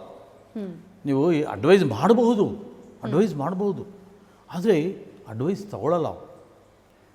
ಅಂದರೆ ಪ್ರತಿಯೊಂದು ಇದರಲ್ಲೂ ಅವ್ರಿಗೂ ನೀವೇನಾದ್ರು ನಾವೇನೋ ಒಂದು ಮಾತಾಡಬೇಕು ಅಂತ ಹೋದಾಗಲೂ ಸಹ ಅವ್ರು ಹೇಳ್ತಾರೆ, ಇದು ಅದ್ರ ಹಿಸ್ಟ್ರಿನೇ ಕೊಟ್ಬಿಡ್ತಾರೆ, ನಾವೇನು ಹೇಳೋಕ್ಕಾಗಲ್ಲ. ಅದು ನಮಗೇನಾಗಿರುವಂಥದ್ದು ನಾವು ಹೇಳ್ತಾ ಹೋಗಲೇಬೇಕು, ಅದನ್ನು ಅವ್ರು ಇಂಪ್ಲಿಮೆಂಟ್ ಮಾಡ್ಕೊಳ್ಬೇಕು. ಆ್ಯಂಡ್ ಸೋಲ್ತೀವಿ ಅಂತ ಭಯ ಪಡಬಾರ್ದು, ಹೆದರಬಾರ್ದು. ಸೋಲ್ತೀವಿ ಅಂತ ಖಂಡಿತ ಬರ್ಬೋದು. ಯಾವುದೇ ಒಂದು ಮಾಡಬೇಕು ಅಂತಿದ್ದಾಗ ಈಗ ನಮ್ಮಲ್ಲೇ ಒಂದು ಹೇಳ್ತೀನಿ, ಮೆಡಿಕಲ್ ಬಿಲ್ಸ್ ನಮ್ಗೆ ಬರೋಲ್ಲ, ಕೋಟಿಗಟ್ಟಲೆ ಬರಬೇಕು ನನಗೆ ಮೆಡಿಕಲ್ ಬಿಲ್ಸ್. ನಾವು ಹಾಗಾದ್ರೆ ಏನ್ಬಿಟ್ಟು ಪೇಷಂಟ್ನೇ ತೊಗೊಂಡ್ಬಿಟ್ಟು ಹೊರಗಡೆ ಬಿಟ್ಬಿಡಲ್ಲ, ಬೇರೆ ಕಡೆ ಮಾಡ್ತಾರೆ, ನಾವು ಮಾಡಲ್ಲ. ಆದರೆ ಅವ್ರಿಗೆ ಅರ್ಥ ಮಾಡಿಸೋದಕ್ಕೆ ಯಾವ ಥರ ಮಾಡಬೇಕು, ಏನು ಮಾಡಬೇಕು, ಇದನ್ನು ಸ್ವಲ್ಪ ನಾವು ಸ್ಟಡಿ ಮಾಡಿ ಅದನ್ನು ನಾವು ಮಾಡ್ತೀವಿ. ಅದು ಎಲ್ಲದರಲ್ಲೂ ರಿಸ್ಕ್ ಅನ್ನೋದು ಇದ್ದೇ ಇರುತ್ತೆ, ಎಲ್ಲದರಲ್ಲೂ ರಿಸ್ಕ್ ಅಂತ ಇರುತ್ತದು. ಒಂದು ಹೇಳಬೇಕು ಅಂದರೆ ಅದು ಹೇಗೆ ಅಂದರೆ, ಮಾಡಬೇಕು ಅಂತ ಮನಸ್ಸಲ್ಲಿ ಇದ್ದಿದ್ದನ್ನು ಅವ್ರು ಏನೇ ಕಷ್ಟ ಬರಲಿ, ಏನೇ ಆಗಲಿ, ಯಾರು ಬೇಡ ಅನ್ನಲಿ ಬಿಡೋದಿಲ್ಲ. ಅದನ್ನು ಮಾಡ್ತಾರಲ್ಲ, ಅವ್ರು ಅದನ್ನು ಮಾಡೋದು ಮೋಸ್ಟ್ಲಿ ಇಷ್ಟಲಿ ತನಕ ತಂದಿದೆ ನಮ್ಮನಿಗೆ ಅನಿಸುತ್ತೆ. ಬಟ್ ಹೇಳಬೇಕು ಅಂದರೆ, ಆವಾಗ ನಾವು 33 ಇಯರ್ಸ್ ಮೊದಲು ಇದನ್ನು ಈ ಸೆಂಟರ್ ಕಡಬಂಸ ಮೆಂಟಲಿ ಇಲ್ಲ ಅನ್ನೋದು ಶುರು ಮಾಡಿದಾಗ ಸುಮಾರು ಜನಕ್ಕೆ ಅದ್ರ ಬಗ್ಗೆ ಐಡಿಯಾನೂ ಇರ್ತಾ ಇರಲಿಲ್ಲ. ಆವಾಗ ಅಷ್ಟು ಯಾರಲ್ಲೂ ಅವೇರ್ನೆಸ್ ಇರಲಿಲ್ಲ ಒಂದು. ಆಮೇಲೆ ಇವನ್ ನಮ್ಮ ತಾಯಿನೇ ಹೇಳ್ತಾ ಇದ್ರು, ಎಷ್ಟೋ ಸತಿ ಕೇಳಿದ್ದಾರೆ ನಮ್ಮ ತಾಯಿನೇ, ಹೋಗಿ ಹೋಗಿ ಹುಚ್ಚರನ್ನ ಸಾಕ್ತಿರಂತಲ್ವಾ. ಈ ವರ್ಡು ಯೂಸ್ ಮಾಡಿದ್ದಾರೆ, ಇಲ್ಲ ಅಂತಲ್ಲ. ಆವಾಗ ಅವ್ರಿಗೂ ಏನೂ ಗೊತ್ತಾಗ್ತಾ ಇಲ್ಲ, ಅವರು ಬೆಳೆದು ಬಂದಿರೋದು ಆ ದಾರಿಲಿ, ಆವಾಗ ಅಷ್ಟು ಅವೇರ್ನೆಸ್. ಬಟ್ ಈಗ ತುಂಬ ಚೆನ್ನಾಗಿ ಎಲ್ರಿಗೂ, ಈ ಪೇರೆಂಟ್ಸ್ಗೆ ಎಲ್ರಿಗೂ ಅವೇರ್ನೆಸ್ ಇದೆ. ಸೊ ಕಷ್ಟಪಟ್ಟಿದ್ದೀವಿ ಇಲ್ಲ ಅಂತಲ್ಲ, ಬಟ್ ಅದ್ರ ಸಕ್ಸಸ್ ಅಂತೂ ಸಿಕ್ಕಿದೆ. ಆ ದಿನಗಳು ಯೋಚನೆ ಮಾಡಿದ್ರೆ ಅದನ್ನು ಡೆಫಿನೆಟಾಗಿ ವರ್ಡ್ಸಲ್ಲಿ ಹೇಳೋಕ್ಕಾಗೋದಿಲ್ಲ. ಅವರಿಂದನೇ ಕೇಳಿದ್ರು ಕೂಡ ಅವ್ರಿಗೂ ಸ್ವಲ್ಪ ಕಷ್ಟ ಆಗ್ಬೋದು, ಯಾಕೆಂದರೆ ಇದೆಲ್ಲ ಅನುಭವಿಸಿದವ್ರಿಗೆ ಗೊತ್ತಿರುತ್ತೆ. But I am happy that I have been a part of their journey. And ನಮ್ಮ 3 ಜನದ್ದು ಅಂತ ಹೇಳ್ತಾರೆ, but their struggle is more than mine. And I am happy that Kadabams has reach this stage. And Ramesh ಅವ್ರಿಗೆ ಯಾವಾಗಲೂ ಆ ಒಂದು ಹೆಸರು ಒಳ್ಳೆಯದು ಕಂಟಿನ್ಯೂ ಆಗಬೇಕು ಅನ್ನೋದು ಯಾವಾಗಲೂ ಇತ್ತು. ಸೊ ಅದೇ ಥರ ಆಗಲಿ ಅಂತ ನಾನು ಆಶಿಸ್ತೇನೆ. ಮಿಸ್ಟರ್ ರಮೇಶ್ ಕಡಬಮ್ ಅವ್ರನ್ನ ನನಗೆ ಭಾಳ ವರ್ಷದಿಂದನೇ ಗೊತ್ತು. ಸಕ್ಸಸ್ ಅಂತ ಹೇಳೋದು ತುಂಬ ಜನಕ್ಕೆ ಬರುತ್ತೆ. ಅದು ಒಂಥರ ಕನ್ವೆನ್ಷನಲ್ ಪಾತ್ನಲ್ಲಿ ಹೋಗೋವಾಗ ಸಕ್ಸಸ್ ಬರೋದು ಅಷ್ಟು ಅಸ್ಟೌಂಡಿಂಗ್ ಆಗಿ ಕಾಣಲ್ಲ. ಇವ್ರದ್ದು ಲೈಫ್ ಹಿಸ್ಟ್ರಿ ನೋಡುವಾಗ ಒಂಥರ ಅನ್ಕನ್ವೆನ್ಷನಲ್ ಪಾತ್ನಲ್ಲಿ ಹೋಗಿದ್ದಾರೆ. ಇವಾಗ ನಮ್ಮ ಸೊಸೈಟಿನಲ್ಲಿ ಅಂಡರ್ ಪ್ರಿವಿಲೇಜ್ಡು ಮತ್ತು ಸ್ಪೆಷಲ್ ಹ್ಯೂಮನ್ ಬೀಯಿಂಗ್ಸ್ ಅಂತ ಹೇಳ್ತೀವಲ್ಲ, ಅವ್ರನ್ನೆಲ್ಲ ನೋಡ್ಕೊಳ್ಳೋದು ಅನ್ಕನ್ವೆನ್ಷನಲ್ ಪಾತ್ ಅಂತ ಹೇಳ್ತೀವಿ. ಆ ಅನ್ಕನ್ವೆನ್ಷನಲ್ ಪಾತ್ನಲ್ಲಿ ಚಾಲೆಂಜಸ್ಸು ಕನ್ವೆನ್ಷನಲ್ ಪಾತ್ಸ್ನಲ್ಲಿ ಬರೋದಕ್ಕಿಂತ ಒಂದು 100 ಟೈಮ್ಸ್ ಜಾಸ್ತಿ ಇರುತ್ತೆ. ತುಂಬ ಜನ ಆ ಪಾತ್ನ ಟಚ್ ಮಾಡೋದೇ ಇಲ್ಲ, ಆ ಸೆಗ್ಮೆಂಟ್ಗೆ ಹೋಗೋಕ್ಕೂ ಭಯಪಡ್ತಾರೆ, ದೂರನೇ ಇರ್ತಾರೆ, ಏನೋ ಒಂಚೂರು ಹೆಲ್ಪ್ ಮಾಡಿಬಿಟ್ಟು ದೂರನೇ ಇರ್ತಾರೆ. ಅಂಥ ಒಂದು ಪಾತ್ನ ಸೆಲೆಕ್ಟ್ ಮಾಡಿಕೊಂಡು ಅದರಲ್ಲೊಂದು 30 years hard work, sincerity, consistency ತೋರಿಸಿ ಅದರಲ್ಲಿ ಗ್ರೇಟ್ ಹೈಟ್ಸ್ ಪಡ್ಕೊಂಡಿರೋರು ಕಡಬಮ್ ರಮೇಶ್ ಅವರು. ಒಂದು ಫೈನಾನ್ಷಿಯಲ್ ಡಿಸಿಷನ್ಸ್, ಒಂದು ಆರ್ಥಿಕ ಸ್ಥಿತಿಗತಿಗಳನ್ನು ನೋಡಿ ಅದೇ ರೀತಿಯಾಗಿ ಸಂಸ್ಥೆಯನ್ನು ಬೆಳವಣಿಗೆ ತೆಗೆದುಕೊಂಡು ಹೋಗೋದು ಬಹಳಷ್ಟು ಕಷ್ಟದ ಕೆಲಸ. ಆ ಕೆಲಸವನ್ನು ಅವರು ಒಬ್ಬ ಎಕ್ಸ್ಪರ್ಟ್ ಫೈನಾನ್ಸಿಯರ್ ಆಗಿ ಆ ಡಿಸಿಷನನ್ನು ತಗೊಂಡಿದ್ದಾರೆ.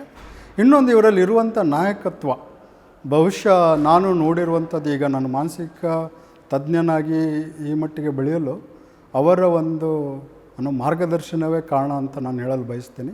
ಪ್ರತಿ ವರ್ಷವೂ ಒಂದಿಲ್ಲ ಒಂದು ಒಂದು ಕೇಂದ್ರಗಳನ್ನು ಸ್ಥಾಪಿಸಿ ಅಥವಾ ಮಾನಸಿಕ ಅಸ್ವಸ್ಥತೆ ಸಹಾಯ ಆಗುವಂಥ ಹಾಸಿಗೆಗಳನ್ನು ಸ್ಥಾಪಿಸಿ ಅದಕ್ಕೆ ಅನುಕೂಲ ಆಗುವಂಥ ಎಲ್ಲ ವ್ಯವಸ್ಥೆಯನ್ನು ಮಾಡುವಂಥ ಧೈರ್ಯವನ್ನು ಇವರು ಯಾವಾಗಲೂ ತೆಗೆದುಕೊಂಡಿದ್ದಾರೆ.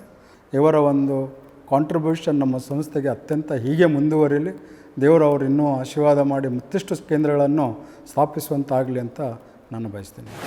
ಅಟ್ ಎವ್ರಿ ಸ್ಟೆಪ್ ತಂದೆಯವರು ಮಾಡಿರೋ ಇನಿಷಿಯೇಟಿವ್ಸ್ ಆಗಿರ್ಬೋದು, the decisions he has taken, ನಮ್ಮ foundational values, our founders vision ಅನ್ನೋದನ್ನು we are able to take it ahead in front of his ice.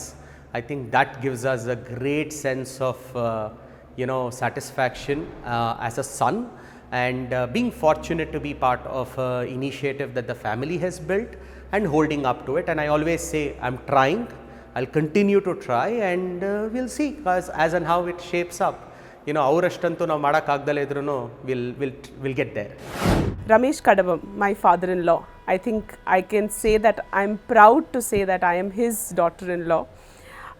It has been a wonderful journey to see what he has built, what he continues to motivate, guide, inspire, and has been the visionary at Kadabams.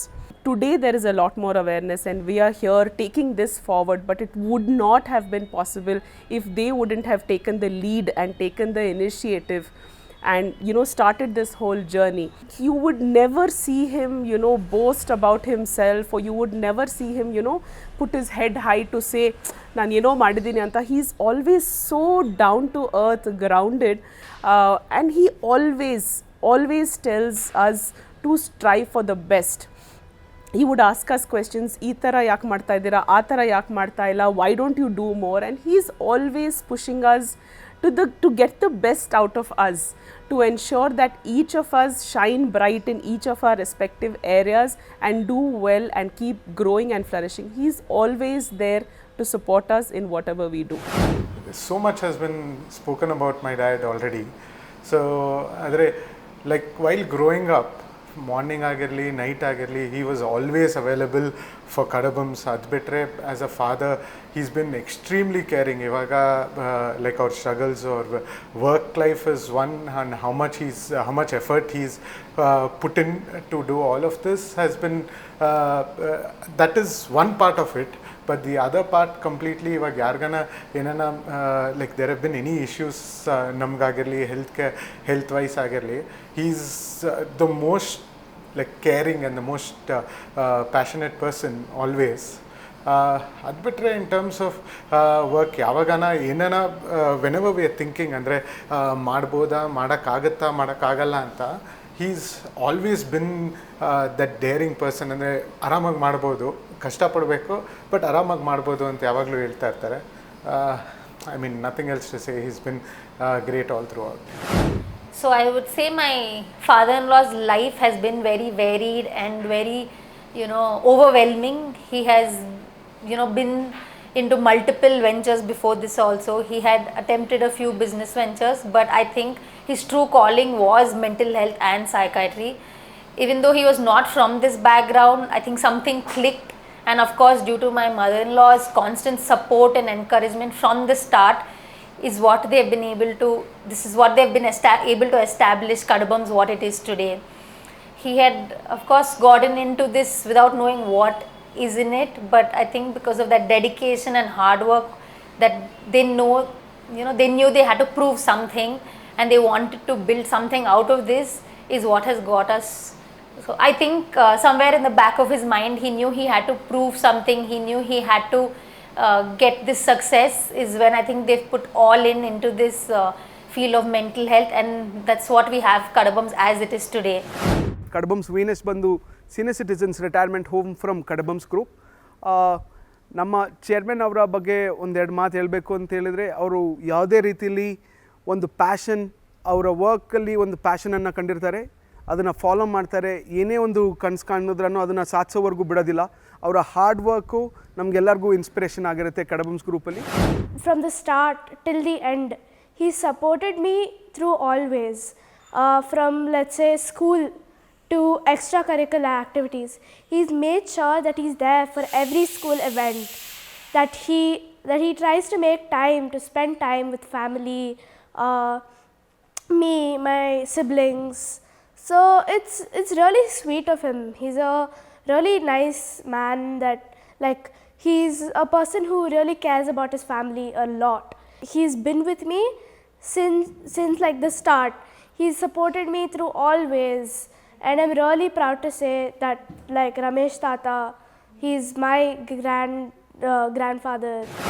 I play upstairs with him, and then he takes me to Forum Mall sometimes, and then I went to buy firecrackers with him. Tata spends time with me, and sometimes he gives me my own time. Ramesh Kadabam sir, ನಿಮ್ಮ ಇಡೀ ಜರ್ನಿನೇ ಒಂದು ಸಕ್ಸಸ್ನ ಒಬ್ಬ ವ್ಯಕ್ತಿ ಹೇಗೆ ಬೆನ್ನಟ್ಟಬೇಕು ಅನ್ನೋದಕ್ಕೆ ಒಂದು ಪಾಠ. ಸೋಲುಗಳು, ಸವಾಲುಗಳು 1000 ಎದುರಾಗಬಹುದು, ಅದನ್ನು ಹೇಗೆ ಮೆಟ್ಟಿ ನಿಲ್ಲಬೇಕು, ಹೇಗೆ ಅದನ್ನು ಬಿಡದೆ ಬೆನ್ನು ಹಿಡಿಬೇಕು ಅನ್ನೋದಕ್ಕೆ ನಿಮ್ಮ ಬದುಕು ಒಂದು ಪಾಠ. ಇವತ್ತಿನ ಈ ಕಂಪ್ಲೀಟ್ ಒಂದು ಎಪಿಸೋಡ್ನಲ್ಲಿ ನಿಮ್ಮ ಇಡೀ ಜರ್ನಿಯನ್ನು ನೋಡಿದ್ವಿ. ಕಡಬಮ್ಸ್ ಅನ್ನುವಂಥ ಹೆಸರು ಜನರಿಗೆ ಗೊತ್ತು, ಬಟ್ ಆ ಕಡಬಮ್ಸ್ ಸ್ಥಾಪನೆಯಾಗೋದ್ರ ಹಿಂದಿರುವಂಥ ಆ ಸವಾಲುಗಳು, ಆ ಕಷ್ಟ ಕಾಲದ ಜರ್ನಿಗಳು ಅಥವಾ ಖುಷಿಯ ಸಂತೃಪ್ತಿಯ ಜರ್ನಿ ಬಹುಶಃ ಬಹುತೇಕರಿಗೆ ಗೊತ್ತಿರಲಿಲ್ಲ. ಇವತ್ತು ಈ ನಾನು ನನ್ನ ಸಾಧನೆಯ ಕಾರ್ಯಕ್ರಮದ ಮೂಲಕ ಅದನ್ನು ಜನರಿಗೆ ತಿಳಿಸುವಂಥ ಕೆಲಸವನ್ನು ಮಾಡ್ತಾ ಇದ್ದೀವಿ. ನಿಮ್ಮ ಈ ಸಂಸ್ಥೆ ಮಾನಸಿಕ ಆರೋಗ್ಯ ಕ್ಷೇತ್ರದಲ್ಲಿ ಆಲ್ರೆಡಿ ದೊಡ್ಡ ಹೆಸರು ಮಾಡಿದೆ. ನಿಮ್ಮ ಆಸೆಯೂ ಅದೇನೆ, ಇನ್ನಷ್ಟು ಜನರಿಗೆ ಇದು ರೀಚ್ ಆಗಬೇಕು ಅಂಥೇಳಿ, ಮಾನಸಿಕ ಆರೋಗ್ಯ ಕ್ಷೇತ್ರಕ್ಕೆ ಪ್ರಾಮುಖ್ಯತೆ ದೊಡ್ಡ ಮಟ್ಟದಲ್ಲಿ ಬರಬೇಕು ಅಂಥೇಳಿ, ಅದು ಶೀಘ್ರದಲ್ಲಿ ಆಗಲಿ ಅಂಥೇಳಿ ವಿಶ್ ಮಾಡ್ತೀನಿ ಸರ್. ಥ್ಯಾಂಕ್ ಯು ನಿಮ್ಮ ಸಮಯಕ್ಕಾಗಿ. ನಮಸ್ಕಾರ. ಇದಾಗಿತ್ತು ಈ ಹೊತ್ತಿನ ವಿಶೇಷ. ಕ್ಷಣ ಕ್ಷಣದ ಮಾಹಿತಿಗಾಗಿ ನೋಡ್ತಾ ಇರಿ ನ್ಯೂಸ್ ಫಸ್ಟ್, ನಿರ್ಭೀತಿಯಿಂದ ನಿಮ್ಮ ಪರವಾಗಿ.